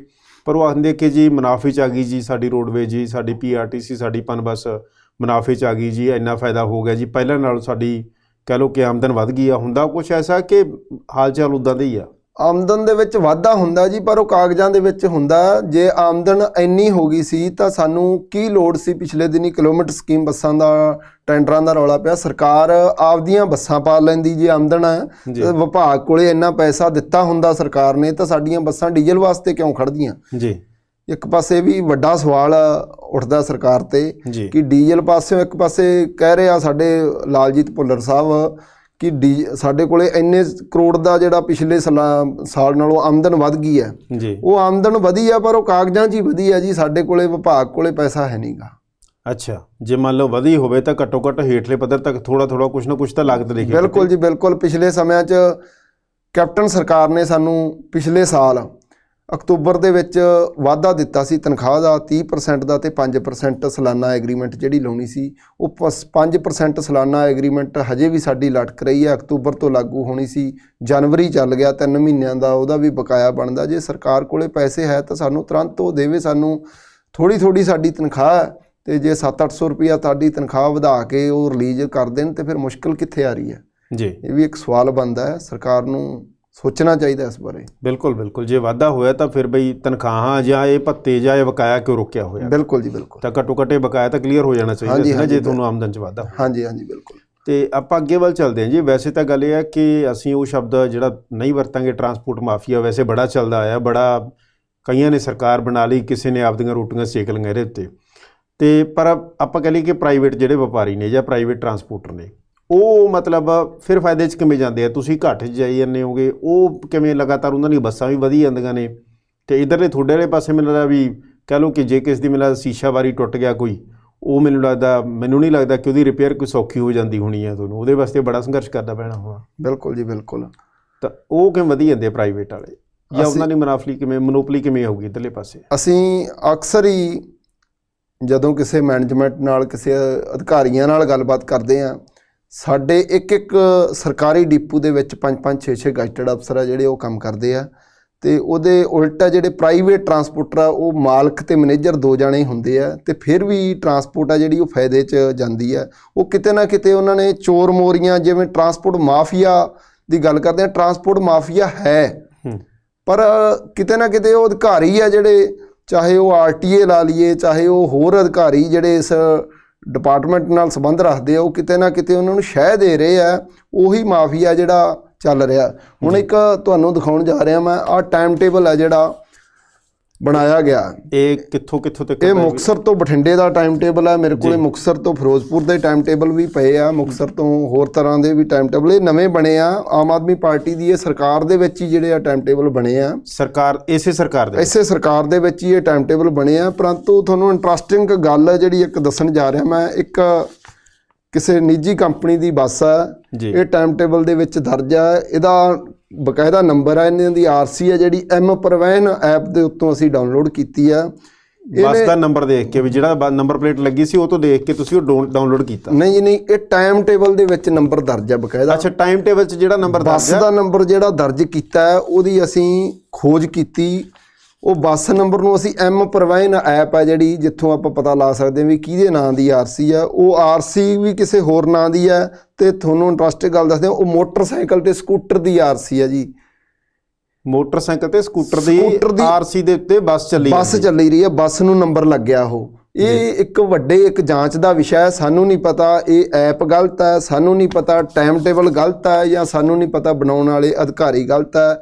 ਇਹ ਅਸੀਂ ਸਾਡੇ ਸਤਿਕਾਰਯੋਗ ਮੁੱਖ ਮੰਤਰੀ ਸਾਹਿਬ ਜਿਨ੍ਹਾਂ ਨੇ ਭ੍ਰਿਸ਼ਟਾਚਾਰ ਦੇ ਖਿਲਾਫ ਮੁਹਿੰਮ ਵਿੱਢੀ ਹੈ, ਇਹ ਵੀ ਇੱਕ ਵੱਡੀ ਜਾਂਚ ਦਾ ਵਿਸ਼ਾ, ਵੱਡੀ ਇਨਕੁਆਇਰੀ ਇਸ 'ਤੇ ਜਿਹੜੀ ਆ ਲੱਗਣੀ ਚਾਹੀਦੀ ਹੈ। ਇਹ ਇੱਕ ਬਹੁਤ ਵੱਡਾ ਮੈਟਰ ਹੈ, ਬਹੁਤ ਵੱਡਾ ਟਰਾਂਸਪੋਰਟ ਦੇ ਵਿੱਚ ਘਪਲਾ। ਇਹਨਾਂ ਕਤਾਈਆਂ ਨੂੰ ਵੇਖ ਕੇ ਜਿਹੜਾ ਇਹ ਸ਼ਬਦ ਤੁਸੀਂ ਦੱਸਿਆ ਇਹ ਵਰਤਿਆ ਜਾ ਰਿਹਾ, ਜਿਹੜਾ ਟਰਾਂਸਪੋਰਟ ਮਾਫੀਏ ਦਾ ਸ਼ਬਦ ਹੈ। ਤੇ ਜੇ ਆਉਣ ਵਾਲੇ ਸਮੇਂ ਇਹ ਇਕੱਲਾ ਇੱਥੇ ਜਾਂ ਹੋਰ ਵੀ ਥਾਂ ਤੇ ਬਥੇਰੇ ਨਿਕਲੇ ਹੋਣਗੇ? ਇਹ ਤਾਂ ਜੀ ਅਸੀਂ ਸਿਰਫ ਛੋਟੇ ਹੀ ਗੱਲ ਹੈ ਵੀ ਅਸੀਂ ਇੱਕ ਦਿਨ ਬੈਠੇ ਸੀ, ਅਸੀਂ ਆਪਦਾ ਦੇਖਿਆ ਮੁਕਤਸਰ ਦੇ, ਹੋ ਸਕਦਾ ਇਹ ਸਾਰੇ ਪੰਜਾਬ 'ਚ ਹੀ ਇਹੋ ਜਿਹੇ ਘਪਲੇ ਹੋਣ। ਇੱਕ ਵੱਡੇ ਪੱਧਰ ਦੀ ਜਾਂਚ ਦਾ ਵਿਸ਼ਾ ਹੈ ਜੀ। ਲਓ ਜੀ, ਤੁਸੀਂ ਰੋਜ਼ ਜਿਹੜਾ ਮਤਲਬ ਕਹਿੰਦੇ ਹੋ, ਕਈ ਬਹੁਤ ਸਾਰੇ ਜਿਹੜੇ ਸੱਜਣ ਜਿਹੜੇ ਸਰਕਾਰ ਤਰਫੋਂ ਆਉਂਦੇ ਉਹ ਵੀ ਲਾਂਭਾ ਦਿੰਦੇ ਆ ਕਿ ਯਾਰ ਤੁਸੀਂ ਕ੍ਰਿਟੀਸਾਈਜ਼ ਕਰਦੇ ਹੋ। ਤੁਹਾਡੇ ਸਾਹਮਣੇ ਇਹਨਾਂ ਨੇ ਉਜਾਗਰ ਕਰਤਾ ਕਿ ਬਾਈ ਇਸ ਤਰ੍ਹਾਂ ਦੇ ਨਾਲ ਹੁਣ ਪੜਤਾਲ ਕਰਾਉਣਾ ਸਰਕਾਰ ਦਾ ਕੰਮ ਆ, ਕਿ ਸਰਕਾਰ ਉਹਨਾਂ ਦੀ ਪੜਤਾਲ ਕਰਾਵੇ ਕਿ ਬਈ ਮੋਟਰਸਾਈਕਲਾਂ ਦੇ ਨੰਬਰਾਂ ਦੀਆਂ ਆਰਸੀਆਂ ਜਾਂ ਮੋਟਰਸਾਈਕਲਾਂ ਦੇ ਨੰਬਰਾਂ ਉੱਤੇ ਕਿਵੇਂ ਬੱਸਾਂ ਚੱਲੀ ਜਾਂਦੀਆਂ ਨੇ, ਕਿੱਥੇ ਕੀ ਘਪਲਾ ਜਾਂ ਕਿਹਨੇ ਘਾਲਾ ਮਾਲਾ ਕੀਤਾ, ਉਹ ਪੜਤਾਲ ਦਾ ਵਿਸ਼ਾ। ਪੜਤਾਲ ਕਰਾ ਕੇ ਉਹਨਾਂ 'ਤੇ ਕਾਰਵਾਈ ਕਰਨਾ ਸਰਕਾਰ ਦਾ ਕੰਮ ਆ। ਬਿਲਕੁਲ ਜੀ, ਬਿਲਕੁਲ ਜੀ। ਤੇ ਆਪਾਂ ਅੱਗੇ ਚੱਲਦੇ ਹਾਂ ਜੀ ਥੋੜ੍ਹਾ ਜਿਹਾ। ਤੇ ਜਦੋਂ ਪਿਛਲੀ ਵਾਰੀ ਰਾਜਾ ਵੜਿੰਗ ਸੀਗੇ ਮੰਤਰੀ, ਉਹਨਾਂ ਨੇ ਮੈਨੂੰ ਲੱਗਦਾ ਇੱਕ ਬੱਸ ਚਲਾਈ ਸੀ ਸਾਡੇ ਇੱਧਰੋਂ ਮਲੋਟ ਗਿੱਦੜਵੇ ਤੋਂ ਚੰਡੀਗੜ੍ਹ ਤੱਕ। ਉਹਦਾ ਬੜਾ ਉਹਨਾਂ ਨੇ ਸੋਸ਼ਲ ਮੀਡੀਆ 'ਤੇ ਪੋਸਟਾਂ ਪਾਈਆਂ। ਤੁਹਾਡੇ ਵੀ ਜਿਹੜੇ ਮੈਨੂੰ ਲੱਗਦਾ ਵੀ ਕਈ ਪੇਜ ਨੇਗੇ ਤੁਹਾਡੇ, ਖਾਸ ਕਰਕੇ ਫੇਸਬੁੱਕ ਦੇ ਉੱਤੇ ਤੁਹਾਡੇ ਕੰਡਕਟਰ ਭਰਾ ਜਾਂ ਡਰਾਈਵਰ ਭਰਾ ਉਹ ਲਗਾਤਾਰ ਆਪ ਵੀਡੀਓ ਪਾਉਂਦੇ ਰਹਿੰਦੇ ਨੇਗੇ। ਹੋਰ ਉਹਨਾਂ ਨੇ ਬੜੀ ਚਰਚਾ ਕੀਤੀ ਸੀ, ਕਹਿੰਦੇ ਬਈ ਲਓ ਵੀ ਇੱਕ ਬੱਸ ਚੱਲ ਪਈ ਆ ਹੁਣ, ਤੇ ਸਰਕਾਰੀ ਬੱਸ ਸਵੇਰੇ ਹੈ ਨਹੀਂ ਆ। ਮੈਨੂੰ ਲੱਗਦਾ ਸ਼ਾਇਦ ਸਵੇਰੇ 4:15 ਵਜੇ ਦਾ ਟਾਈਮ ਸੀਗਾ ਉਹਦਾ। ਉਸ ਤੋਂ ਪਹਿਲਾਂ ਇੱਕ ਗੰਗਾਨਗਰ ਤੋਂ ਬੱਸ ਚੱਲਦੀ ਸੀ ਪ੍ਰਾਈਵੇਟ, ਉਹ ਤਾਂ ਉਵੇਂ ਚੱਲੀ ਜਾਂਦੀ ਹੈ। ਤੁਹਾਡੇ ਵਾਲੀ ਹੁਣ ਇੱਧਰਲੇ ਪਾਸੇ ਦਿਖਦੀ ਨਹੀਂ ਹੈ ਜੀ। ਗੱਲ ਇਸ ਤਰ੍ਹਾਂ ਜੀ, ਉਹ ਬੱਸ ਆ ਬਿਲਕੁਲ ਬਾਈ ਜੀ ਜਸਪਾਲ ਜੀ, ਉਹ ਰਾਜਨੀਤੀ ਦੀ ਭੇਟ ਆ, ਉਹ ਚੜ੍ਹ ਗਈ ਆ ਜੀ। ਜਿਹੜਾ ਉਹਨੂੰ ਆਰਜੀ ਟੈਂਪਰੇਰੀ ਪਰਮਿਟ ਮਲੋਟ ਤੋਂ ਚੰਡੀਗੜ੍ਹ ਦਾ ਸਾਡੇ ਸਤਿਕਾਰਯੋਗ MLA ਸਾਹਿਬ ਮੰਤਰੀ ਜੀ ਨੇ ਦਵਾਇਆ ਸੀ, ਮੰਤਰੀ ਸੀਗੇ ਉਦੋਂ ਦਵਾਇਆ ਸੀ। ਉਹ ਆਰਜੀ ਟੈਂਪਰੇਰੀ ਪਰਮਿਟ ਦਵਾਇਆ ਸੀ। ਉਹਦਾ ਔਰਬਿਟ ਕੰਪਨੀ ਨੇ ਜਿਹੜਾ ਸਟੇ ਲੈ ਲਿਆ, ਉਹ ਪਰਮਿਟ ਦੁਬਾਰੇ ਪਰਮਾਨੈਂਟ ਨਹੀਂ ਮਿਲਿਆ ਉਸ ਵੇਲੇ? ਨਹੀਂ ਜੀ, ਉਸ ਤੋਂ ਬਾਅਦ ਪਰਮਾਨੈਂਟ ਨਹੀਂ ਮਿਲਿਆ। ਉਹ ਔਰਬਿਟ ਕੰਪਨੀ ਨੇ ਸਟੇ ਲੈ ਲਿਆ, ਉਹ ਦੁਬਾਰੇ ਪਰਮਿਟ ਨਿਊ ਨਹੀਂ ਹੋਇਆ। ਉਸ ਦੇ ਉਲਟ ਇੱਕ ਗੱਲ ਦੱਸਦੇ ਹਾਂ, ਇੱਕ ਸਧਾਰਨ ਬੱਸ ਦਾ ਮੁਕਤਸਰ ਡਿਪੂ ਦਾ ਪਰਮਿਟ ਸੀਗਾ ਰਾਜਸਥਾਨ ਨਗਰ ਤੋਂ ਚੰਡੀਗੜ੍ਹ ਦਾ, ਉਹ ਨਿਊ ਉਹਨਾਂ ਨੇ ਵੋਲਵੋ 'ਚ ਕਨਵਰਟ ਕਰਾ ਲਿਆ। ਪਰ ਉਸ 'ਤੇ ਵੀ ਦੁੱਖ ਦੀ ਗੱਲ ਆ ਵੀ ਹਜੇ ਤੱਕ ਬੱਸ ਆ ਜਿਹੜੀ ਉਹ ਨਹੀਂ ਚੱਲਣ ਦਿੱਤੀ। ਉਹ ਇਸ ਕਰਕੇ ਨਹੀਂ ਚੱਲਣ ਦਿੱਤੀ, ਇਹ ਇੱਕ ਜਾਂਚ ਦਾ ਵਿਸ਼ਾ ਬਣਨਾ ਹੈ ਜੀ। ਉਹ ਔਰਬਿਟ ਕੰਪਨੀ ਦਾ ਟਾਈਮ ਜਿਹੜਾ ਲਗਭਗ ਦੋਨਾਂ ਦਾ ਟਾਈਮ ਅੱਗੜ ਪਿੱਛੜ ਸੀਗਾ, ਤੇ ਸਾਡਾ ਕਿਰਾਇਆ ਜਿਹੜਾ ਰੂਟੀਨ ਦੇ ਵਿੱਚ ਜੋ ਗੌਰਮੈਂਟ ਨੇ ਲੀਗਲ ਤੈਅ ਕੀਤਾ ਹੈ, ਸਰਕਾਰੀ ਬੱਸ ਨੇ ਆਪਦਾ ਬਣਦਾ ਕਿਰਾਇਆ ਲੈਣਾ, ਤੇ ਪ੍ਰਾਈਵੇਟ ਬੱਸ ਆਪਰੇਟਰ ਆ ਜਿਹੜੇ ਉਹ ਕਿਤੇ ਨਾ ਕਿਤੇ ਕਿਰਾਇਆ ਜੇ ਸਵਾਰੀ ਨੂੰ ਲਾਲਚ ਦੇ ਦਿੰਦੇ ਆ, 10 20 50 ਰੁਪਏ ਦਾ ਲਾਲਚ ਦੇ ਕੇ ਬਿਠਾ ਲੈਂਦੇ ਆ ਘੱਟ ਵੱਧ ਕਰਕੇ। ਇਸ ਕਰਕੇ ਜਿਹੜੀ ਉਹ ਬੱਸ ਭੇਟ ਚੜ੍ਹ ਗਈ। ਉਹਦਾ ਟਾਈਮ ਟੇਬਲ 'ਚ ਵੀ ਚੰਡੀਗੜ੍ਹ ਤੋਂ ਉਹਦਾ ਹਜੇ ਤੱਕ ਵੀ ਟਾਈਮ ਟੇਬਲ ਦੇ ਵਿੱਚ ਜਿਹੜਾ ਟਾਈਮ ਨਹੀਂ ਪਿਆ, ਉਹ ਉਸੇ ਤਰ੍ਹਾਂ ਨਾਲ ਲਟਕ ਰਿਹਾ ਸੀ। ਸਾਡੇ ਸਤਿਕਾਰਯੋਗ ਜਨਰਲ ਮੈਨੇਜਰ ਮੁਕਤਸਰ ਵੱਲੋਂ ਵੀ STA ਚੰਡੀਗੜ੍ਹ ਨੂੰ ਵਾਰ-ਵਾਰ ਬੇਨਤੀਆਂ ਕੀਤੀਆਂ, ਪਰ ਸਰਕਾਰ ਦਾ, ਸਾਡੇ ਟਰਾਂਸਪੋਰਟ ਮੰਤਰੀ ਭੁੱਲਰ ਸਾਹਿਬ ਦਾ ਵੀ ਕੋਈ ਇਸ ਪਾਸੇ ਧਿਆਨ ਨਹੀਂ ਗਾ ਕਿ ਇਹ ਬੱਸਾਂ ਨੂੰ ਚਲਾਉਣ ਵਾਲੇ ਪਾਸੇ। ਸਾਨੂੰ ਟਾਈਮ ਟੇਬਲ ਵੱਲੋਂ ਹੀ ਉਹ ਬੱਸ ਆ ਜਿਹੜੀ ਕਾਗਜ਼ਾਂ 'ਚ ਹੀ ਰੁਲ ਗਈ ਆ, ਉਹ ਹਜੇ ਤੱਕ ਚੱਲੀ ਨਹੀਂ ਪੂਰੇ ਪ੍ਰੋਪਰ ਢੰਗ ਨਾਲ ਜੀ। ਤੇ ਉਹਦਾ ਖਰਚਾ ਜਿਹੜਾ ਜਾਂ ਕਹਿ ਲਓ ਕਿ ਉਹ ਵੈਸੇ ਰਿਕਾਰਡ 'ਚ ਬੋਲੀ ਜਾਂਦਾ ਪਰ ਉਹ ਚੱਲਦੀ ਨਹੀਂ। ਹਾਂਜੀ, ਸਰਕਾਰ ਰੋਡਵੇਜ਼ ਪਨਬੱਸ ਨੂੰ ਜਿਹੜਾ ਟੈਕਸ ਆ ਉਹ ਸਮੇਂ-ਸਮੇਂ ਸਿਰ ਉਸ ਪਰਮਿਟ ਦਾ ਭਰੀ ਜਾ ਰਹੀ ਹੈ, ਪਰ ਉਹ ਬੱਸ ਲੋਕਾਂ ਦੀ ਸਹੂਲਤ ਵਾਸਤੇ ਆ, ਪਰ ਲੋਕਾਂ ਨੂੰ ਸਹੂਲਤ ਉਹਦੀ ਮਿਲ ਨਹੀਂ ਰਹੀ, ਕਿਉਂਕਿ ਕਿਤੇ ਨਾ ਕਿਤੇ ਸਾਡੇ ਉੱਚ ਅਧਿਕਾਰੀ ਆ ਜਿਹੜੇ ਉਹ ਇਸ ਪਾਸੇ ਇੰਟਰਸਟਡ ਨਹੀਂ ਗੇ। ਪਤਾ ਨਹੀਂ ਤਾਂ ਉਹ ਔਰਬਿਟ ਟਰਾਂਸਪੋਰਟ ਕੰਪਨੀ ਵਾਲਿਆਂ ਨਾਲ ਕੋਈ ਕਾਲਾ ਮਾਲਾ ਜੀ, ਕਿ ਪਤਾ ਨਹੀਂ ਉਹ ਕਿਉਂ ਨਹੀਂ ਉਹਨੂੰ ਟਾਈਮ ਟੇਬਲ ਜਿਹੜਾ ਦਰੁਸਤ ਕਰਕੇ ਦੇ ਰਹੇ ਜੀ। ਮਤਲਬ ਦੇਖੋ, ਇਹ ਵੀ ਬੜੀ ਦਿਲਚਸਪ ਗੱਲ ਆ, ਕਮਾਲ ਦੀ ਗੱਲ ਦੱਸੀ ਹੈ ਵੀ ਉਹਦਾ ਖਰਚਾ ਪਈ ਜਾਂਦਾ। ਬਿਲਕੁਲ ਜੀ। ਤੇ ਪਰ ਉਹ ਕਹਿ ਲਓ ਕਿ ਲੋਕਾਂ ਵਾਸਤੇ, ਜਿਨ੍ਹਾਂ ਵਾਸਤੇ ਲਾਈ ਆ ਜਾਂ ਪਬਲਿਕ ਵਾਸਤੇ, ਉਹਦਾ ਫਾਇਦਾ ਨਹੀਂ ਹੋ ਰਿਹਾ, ਨਾ ਹੀ ਉਹਦੇ ਬਦਲੇ 'ਚ ਰੁਜ਼ਗਾਰ ਮਿਲ ਰਿਹਾ। ਜਿਹੜੇ ਕਿੱਥੇ 2 ਬੰਦਿਆਂ ਨੇ 3 ਬੰਦਿਆਂ ਨੂੰ ਕੰਮ ਮਿਲਣਾ ਸੀਗਾ, ਉਹ ਵੀ ਨਹੀਂ ਮਿਲਦਾ। ਬਿਲਕੁਲ ਜੀ, ਬਿਲਕੁਲ। ਬੜਾ ਲੰਬਾ ਪਰਮਿਟ ਆ। ਰਾਜ ਸਿੰਘ ਨਗਰ ਤੋਂ, ਰਾਜਸਥਾਨ ਤੋਂ ਬੱਸ ਚੱਲ ਕੇ ਆਉਣੀ ਸੀ, ਚੰਡੀਗੜ੍ਹ ਜਾਣੀ ਸੀ। ਬਹੁਤ ਵਧੀਆ ਸ਼ਾਨਦਾਰ ਪਰਮਿਟ ਸੀ, ਪਰ ਉਹ ਟਾਈਮ ਟੇਬਲ 'ਚ ਉਹਦਾ ਟਾਈਮ ਆ ਜਿਹੜਾ ਠੀਕ ਢੰਗ ਨਾਲ ਨਹੀਂ ਪਿਆ। ਇਸ ਕਰਕੇ ਉਹ ਬੱਸ ਇੱਕ ਇਕੱਲਾ ਥੋੜ੍ਹਾ ਸਮਾਂ ਰਾਜਾ ਵੜਿੰਗ ਜੀ ਦਾ ਸਮਾਂ ਹੀ ਚੱਲੀ ਆ, ਉਦੋਂ ਬਾਅਦ ਜਿਹੜੀ ਉਹ ਕਾਗਜ਼ਾਂ 'ਚ ਹੀ ਰੁਲ ਗਈ ਆ ਜੀ। ਜੀ ਜੀ ਜੀ। ਇੱਕ ਹੋਰ ਗੁਰਪ੍ਰੀਤ ਜੀ, ਹੁਣ ਤੁਸੀਂ ਗੱਲ ਕਰ ਰਹੇ ਸੀ ਜਿਵੇਂ ਕਿ ਪਰਮਿਟਾਂ ਦੀ ਗੱਲ, ਇਹ ਵੀ ਘੁੰਡੀ ਜਰਾ ਦੱਸਿਓ, ਕਿਉਂਕਿ ਤੁਸੀਂ ਡਿਪਾਰਟਮੈਂਟ 'ਚ ਰਹੇ, ਤੁਹਾਨੂੰ ਪਤਾ ਮਤਲਬ ਪਰਮਿਟਾਂ ਨੂੰ ਲੈ ਕੇ ਵੀ ਜਿਹੜੇ ਬਹੁਤ ਸਾਰੇ ਦੋਸ਼ ਲੱਗਦੇ ਰਹੇ ਕਿ ਬਈ ਪਰਮਿਟ ਕਿਵੇਂ ਵੱਧ ਗਏ ਪਿਛਲੀਆਂ ਸਰਕਾਰਾਂ 'ਚ ਜਾਂ ਹੁਣ ਤੱਕ ਕਿਵੇਂ ਵੱਧਦੇ ਆਏ ਨੇਗੇ, ਉਹ ਕੀ ਕਹਾਣੀ ਹੁੰਦੀ ਹੈ? ਪ੍ਰਾਈਵੇਟ ਬੰਦੇ ਜਿਹੜੇ ਉਹ ਤਾਂ ਪਰਮਿਟ ਲੈ ਕੇ ਉਹਨਾਂ ਦੇ ਬੱਸਾਂ ਵੀ ਚਲਾਉਂਦੇ ਨੇ, ਸਰਕਾਰ ਨੂੰ ਪਰਮਿਟ ਮਿਲਦੇ ਉਹ ਜਿਵੇਂ ਹੁਣ ਤੋਂ ਆਪਾਂ ਦੱਸ ਕੇ ਹਟੇ ਕਿ ਉਹ ਸਰਕਾਰ ਵਾਲੇ ਜਿਹੜੇ ਉਹ ਪਰਮਿਟ ਵੀ ਹੁੰਦੇ ਆ ਉਹ ਖਾਲੀ ਰਹਿ ਜਾਂਦੇ ਉਸੇ ਤਰ੍ਹਾਂ ਦੇ ਨਾਲ। ਪ੍ਰਾਈਵੇਟ ਬੰਦੇ ਜਾਂ ਪ੍ਰਾਈਵੇਟ ਪਲੇਅਰ ਕਿਵੇਂ ਉਹ ਫਾਇਦਾ ਲੈ ਲੈਂਦੇ ਆ ਫਿਰ? ਗੱਲ ਇਹ ਹੈ ਜਸਪਾਲ ਜੀ, ਪਿਛਲੇ ਦਿਨੀ ਸਾਡੀ ਮਾਣਯੋਗ ਉੱਚ ਅਦਾਲਤ ਦਾ ਫੈਸਲਾ ਆਇਆ ਕਿ ਇੱਕ ਤੋਂ ਜ਼ਿਆਦਾ ਵਾਰ ਵਾਧੇ ਵਾਲੇ ਪਰਮਿਟ ਆ ਜਿਹੜੇ ਉਹ ਉਹਨਾਂ ਦੇ ਵਾਧੇ ਆ, ਇੱਕ ਵਾਰ ਤਾਂ ਵੈਲਿਡ ਆ, ਅਗਲੀ ਵਾਰ ਵਾਲਾ ਵਾਧਾ ਦੂਜਾ ਤੀਜਾ ਚੌਥਾ ਪੰਜਵਾਂ ਵਾਧਾ ਜਿਹੜਾ ਉਹ ਰੱਦ ਕਰ ਦਿੱਤਾ ਜਾਊਗਾ। ਭਾਵ ਕਿ ਮੰਨ ਲਓ ਕਿ ਹੁਣ ਬਠਿੰਡੇ ਤੋਂ ਕੋਈ ਬੱਸ ਜਾਂਦੀ ਹੈ ਪਟਿਆਲੇ ਤੱਕ, ਉਹ ਤਾਂ ਉਹਦਾ ਹੈਗਾ ਗਾ, ਉਸ ਤੋਂ ਬਾਅਦ ਉਹਨੂੰ ਅੱਗੇ ਵਾਧਾ ਮਿਲ ਗਿਆ ਇੱਕ ਹਾਂ ਪਹਿਲਾ ਵਾਧਾ ਮਿਲ ਗਿਆ ਉਹਨੂੰ ਰਾਜਪੁਰੇ ਦਾ, ਦੂਜਾ ਵਾਧਾ ਮਿਲ ਗਿਆ ਬਨੋੜ ਦਾ, ਤੀਜਾ ਵਾਧਾ ਮਿਲ ਗਿਆ ਮੋਹਾਲੀ ਦਾ ਜੀ। ਉਹ ਵਾਧਾ ਜਿਹੜਾ ਰਾਜਪੁਰੇ ਵਾਲਾ ਪਹਿਲਾ ਵਾਧਾ ਉਹ ਤਾਂ ਵੈਲਿਡ ਹੈ 24 ਕਿਲੋਮੀਟਰ ਦਾ, ਉਦੋਂ ਅਗਲੇ ਵਾਧੇ ਆ ਜਿਹੜੇ ਉਹ ਕੱਟੇ ਗਏ। ਪਰ ਇਹਦੇ ਜਿਹੜੇ ਅਫਸਰ ਆ ਸਾਡੀ ਮੈਨੇਜਮੈਂਟ ਆ ਕੰਮ ਕਰਦੀ, ਜਿਨ੍ਹਾਂ ਨੇ ਹਾਈ ਕੋਰਟ ਦੇ ਹੁਕਮ ਆ ਜਿਹੜੇ ਉਹ ਇਨ ਲਾਗੂ ਕਰਨੇ ਸੀ ਜੀ, ਉਹ ਲਾਗੂ ਠੀਕ ਢੰਗ ਨਾਲ ਨਹੀਂ ਕੀਤੇ ਕਹਿ ਲਈਏ ਜੀ। ਉਹਨਾਂ ਨੇ ਕੀ ਕੀਤਾ, ਜਿਹੜੇ ਸਿੰਗਲ ਪਰਮਿਟ ਹੈ ਜਿਨ੍ਹਾਂ ਤੇ ਇੱਕ ਤੋਂ ਜ਼ਿਆਦਾ ਵਾਰ ਵਾਧੇ ਸੀ ਉਹ ਤਾਂ ਰੱਦ ਕਰ ਦਿੱਤੇ ਆ ਜੀ, ਪਰੰਤੂ ਜਿਹੜੇ ਪਰਮਿਟ ਕਲੱਬ ਕਰਾ ਲਏ, ਦੋ ਪਰਮਿਟ ਇਕੱਠੇ ਜੋੜ ਲਏ, 5 ਵਾਰੀ ਵਾਧਾ ਲੈ ਲਿਆ, 5 ਵਾਰੀ ਵਾਧਾ ਲੈ ਕੇ 2 ਪਰਮਿਟਾਂ ਦਾ 5-5 ਵਾਰ ਵਾਧਾ ਲੈ ਕੇ 10 ਵਾਰ ਵਾਧਾ ਲੈ ਕੇ ਉਹਨਾਂ ਨੂੰ ਕਲੱਬ ਕਰਾ ਲਿਆ। ਕਲੱਬ ਕੀਤਿਆਂ ਤੇ ਕੋਈ ਫੈਸਲਾ ਨਹੀਂ ਦਿੱਤਾ, ਉਹ ਅੱਜ ਵੀ ਟਾਈਮ ਟੇਬਲਾਂ 'ਚ ਪੈ ਰਹੇ ਆ। ਉਹਦੇ ਵਿਰੁੱਧ ਸਾਡੇ ਅਮਰਿੰਦਰ ਸਿੰਘ ਰਾਜਾ ਵੜਿੰਗ ਜੀ ਨੇ ਜਦੋਂ ਮੰਤਰੀ ਸੀਗੇ ਉਹਨਾਂ ਨੇ ਇੱਕ ਬੇਰੁਜ਼ਗਾਰਾਂ ਵਾਸਤੇ ਨੀਤੀ ਤੈਅ ਕੀਤੀ ਸੀ ਕਿ ਉਹਨਾਂ ਨੂੰ ਨਵੇਂ ਪਰਮਿਟ ਜਿਹੜੇ ਦੇਣੇ ਆ, ਉਹ ਨਵੇਂ ਪਰਮਿਟਾਂ ਦੀ ਫੀਸ ਬਹੁਤ ਜ਼ਿਆਦਾ ਸੀ, ਉਹ ਮਾੜਾ ਬੰਦਾ ਨਹੀਂ ਸੀ ਖਰੀਦਦਾ, ਉਹ ਇਹਨਾਂ ਟਰਾਂਸਪੋਰਟਰਾਂ ਨੇ ਫਿਰ ਖਰੀਦ ਲਏ ਕਿਸੇ ਅਸਿੱਧੇ ਢੰਗ ਨਾਲ, ਜੇ ਕਹਿ ਲਈਏ ਆਪਾਂ ਕਿਸੇ ਗੁਪਤ ਤਰੀਕੇ ਨਾਲ ਜਾਂ ਆਪਦੇ ਚਾਚੇ ਤਾਏ ਮਾਸੀ ਭੂਆ ਦੇ ਨਾਂ 'ਤੇ ਉਹ ਖਰੀਦ ਲਏ ਆ। ਉਹ ਉਹਨਾਂ ਨੂੰ ਫਿਰ ਟਾਈਮ ਟੇਬਲਾਂ 'ਚ ਪਾਤਾ। ਪੁਰਾਣੇ ਵੀ ਜਿਉਂਦੇ ਤਿਉਂ ਆ, ਜਿੱਥੇ ਤਾਂ ਨਿਕਲਣੇ ਸੀ 70 ਨਿਕਲਣੇ ਸੀ ਤਾਂ 50 ਉਹਨਾਂ ਦੀ ਥਾਂ 'ਤੇ ਨਵੇਂ ਪੈਣੇ ਸੀ। ਉਹ ਜਿਹੜੇ 20 ਦੇ ਮਿੰਟ ਸੀ ਉਹ ਬਰਾਬਰ ਵੰਡੇ ਜਾਣੇ ਸੀ, ਉਹਦਾ ਰੋਡਵੇਜ ਨੂੰ ਫਾਇਦਾ ਹੋਣਾ ਸੀ। ਹੋ ਗਿਆ ਉਹਦੇ ਉਲਟ, ਪਿਛਲੇ ਵੀ 70 ਚੋਂ 10 ਕੱਟੇ ਗਏ, 60 ਪੈਂਡਿੰਗ ਆ, 50 ਨਵੇਂ ਦੇ ਤੇ 110 ਹੋ ਗਏ। ਜਿਹੜੇ 3 ਮਿੰਟ ਸੀ ਰੋਡਵੇਜ ਕੋਲੇ ਉਹ 2 ਮਿੰਟ ਰਹਿ ਗਏ, ਉਹਦੇ ਵੰਡੇ ਆਉਂਦਾ ਹੀ ਟਾਈਮ ਤਾਂ ਆਉਣਾ ਨਾ ਜੀ, ਉਹ ਵੰਡੇ ਆਉਂਦਾ, ਉਹਦਾ ਨੁਕਸਾਨ ਬਹੁਤ ਵੱਡਾ ਹੋ ਗਿਆ। ਹੁਣ ਅੱਜ ਤਾਂ ਮਹਿਲਾਵਾਂ ਦਾ ਸਫ਼ਰ ਫ੍ਰੀ ਹੈ ਰੋਡਵੇਜ ਕੋਲੇ ਜੀ, ਸਰਕਾਰ ਨੇ ਦਿੱਤਾ ਹੋਇਆ। ਜੇਕਰ ਕੱਲ੍ਹ ਨੂੰ ਮਹਿਲਾਵਾਂ ਦਾ ਸਫ਼ਰ ਫ੍ਰੀ ਸਰਕਾਰ ਬੰਦ ਕਰ ਦਿੰਦੀ ਹੈ ਤੇ ਰੋਡਵੇਜ ਤਾਂ ਕੌਡੀਆਂ ਦੇ ਭਾਅ ਵਿਕ ਜੂਗੀ, ਰੋਡਵੇਜ ਦੇ ਪੱਲੇ ਕੱਖ ਵੀ ਨਹੀਂ ਰਹਿਣਾ, ਕਿਉਂਕਿ ਪਹਿਲਾਂ ਨਾਲੋਂ ਵੀ ਕੰਡੀਸ਼ਨ ਹੈ ਜਿਹੜੀ ਟਾਈਮ ਟੇਬਲਾਂ ਦੀ ਉਹ ਮਾੜੀ ਹੋ ਰਹੀ ਹੈ, ਕਿਉਂਕਿ ਪਰਮਿਟ ਹੀ ਜ਼ਿਆਦਾ ਹੋ ਗਏ। ਕਲੱਬ ਕੀਤੇ ਪਰਮਿਟ ਆ ਜਿਹੜੇ ਵਾਧਿਆਂ ਵਾਲੇ, ਉਹਨਾਂ ਨੂੰ ਕਿਸੇ ਪਾਸੇ ਤਣ ਪੱਤਨ ਨਹੀਂ ਲਾਇਆ, ਤੇ ਨਵੇਂ ਪਰਮਿਟ ਹੋਰ ਹੈ ਜਿਹੜੇ ਉਹ ਸਰਕਾਰ ਨੇ ਜਾਰੀ ਕਰ ਦਿੱਤੇ ਆ ਜੀ। ਕਲੱਬ ਵਾਲਾ ਮੈਂ ਕਹਿੰਦਾ ਸੀ ਥੋੜ੍ਹਾ ਜਿਹਾ ਉਦਾਹਰਨ ਦੇ ਕੇ, ਮੰਨ ਲਓ ਫਿਰੋਜ਼ਪੁਰੋਂ ਚੱਲਿਆ ਕੋਟਕਪੂਰੇ ਤੱਕ ਆ ਇੱਕ ਪਰਮਿਟ, ਜਾਂ ਕੋਈ ਵੀ ਉਦਾਹਰਨ ਦੇ ਦਿਓ, ਥੋੜਾ ਸੌਖਾ ਹੋ ਜੂ ਸਮਝਣਾ। ਮੰਨ ਕੇ ਚਲੋ ਇੱਕ ਪਰਮਿਟ ਹੈ ਕਿਸੇ ਏ ਪਰਸਨ ਕੋਲੇ ਮੁਕਤਸਰ ਤੋਂ ਕੋਟਕਪੂਰੇ ਦਾ, ਮੰਨ ਲਓ ਮੇਰੇ ਕੋਲੇ, ਚਲੋ ਤੁਹਾਡੇ ਕੋਲੇ ਜਸਪਾਲ ਜੀ ਪਰਮਿਟ ਹੈ ਮੁਕਤਸਰ ਤੋਂ ਕੋਟਕਪੂਰੇ ਦਾ। ਪਹਿਲਾ ਵਾਧਾ ਤੁਸੀਂ ਲੈ ਲਿਆ ਫਰੀਦਕੋਟ ਦਾ ਜੀ, ਕੋਟਕਪੂਰੇ ਤੋਂ ਫਰੀਦਕੋਟ ਦਾ। ਦੂਜਾ ਵਾਧਾ ਤੁਸੀਂ ਲੈ ਲਿਆ ਤਲਵੰਡੀ ਭਾਈ ਦਾ। ਤੀਜਾ ਵਾਧਾ ਲੈ ਲਿਆ ਤੁਸੀਂ ਜੀਰੇ ਦਾ, ਮਖੂ ਦਾ। ਚੌਥਾ ਕਰ ਕਰਕੇ 5-7 ਵਾਧੇ ਲੈ ਕੇ ਤੁਸੀਂ ਅੰਮ੍ਰਿਤਸਰ ਗੱਡੀ ਲੈ ਗਏ ਜੀ, ਮੁਕਤਸਰ ਤੋਂ ਗੱਡੀ ਤੁਹਾਡੀ ਅੰਮ੍ਰਿਤਸਰ ਜਾਣ ਲੱਗ ਗਈ। ਦੂਜਾ ਪਰਮਿਟ ਮੇਰੇ ਕੋਲੇ ਆ ਮੁਕਤਸਰ ਤੋਂ ਮਲੋਟ ਦਾ। ਮੈਂ ਪਹਿਲਾ ਵਾਧਾ ਬੱਲੂਆਣੇ ਦਾ ਲੈ ਲਿਆ, ਦੂਜਾ ਵਾਧਾ ਹਬੋਰ ਦਾ ਲੈ ਲਿਆ, ਤੀਜਾ ਵਾਧਾ ਰਾਜਪੁਰੇ ਦਾ ਲੈ ਗਿਆ, ਕਰਾ ਕੇ ਹਨੂੰਮਾਨਗੜ੍ਹ ਬੱਸ ਲੈ ਗਿਆ ਜੀ। ਉਹ ਜਿਹੜੇ ਵਾਧੇ ਕੈਂਸਲ ਹੋਣੇ ਸੀ, ਤੁਹਾਡਾ ਵਾਧਾ ਰਹਿਣਾ ਸੀ ਮੁਕਤਸਰ ਤੋਂ ਕੋਟਕਪੂਰਾ, ਤੁਹਾਡਾ ਪਰਮਿਟ ਇੱਕ ਪਰਮਿਟ ਸੀਗਾ ਜੀ, ਤੇ ਉਹਦਾ ਪਰਮਿਟ ਰੀਜਨਲ ਪਰਮਿਟ ਸੀ ਮੁਕਤਸਰ ਤੋਂ ਕੋਟਕਪੂਰਾ। ਇੱਕ ਵਾਧਾ ਰਹਿਣਾ ਸੀ ਤੁਹਾਡਾ ਮੁਕਤਸਰ ਫਰੀਦਕੋਟ ਤੱਕ, ਤੁਸੀਂ ਬੱਸ ਚਲਾ ਸਕਦੇ ਸੀ ਮੁਕਤਸਰ ਤੋਂ ਫਰੀਦਕੋਟ ਤੱਕ ਲੀਗਲ ਹਾਈ ਕੋਰਟ ਦੇ ਨਿਰਦੇਸ਼ਾਂ ਮੁਤਾਬਕ। ਉਹ ਕੀ ਕੀਤਾ, ਜੇ ਤਾਂ ਤੁਸੀਂ ਇਕੱਲੇ ਰਹਿੰਦੇ ਫਿਰ ਤਾਂ ਤੁਹਾਡਾ ਰੱਦ ਹੋ ਜਾਣੇ ਸੀ।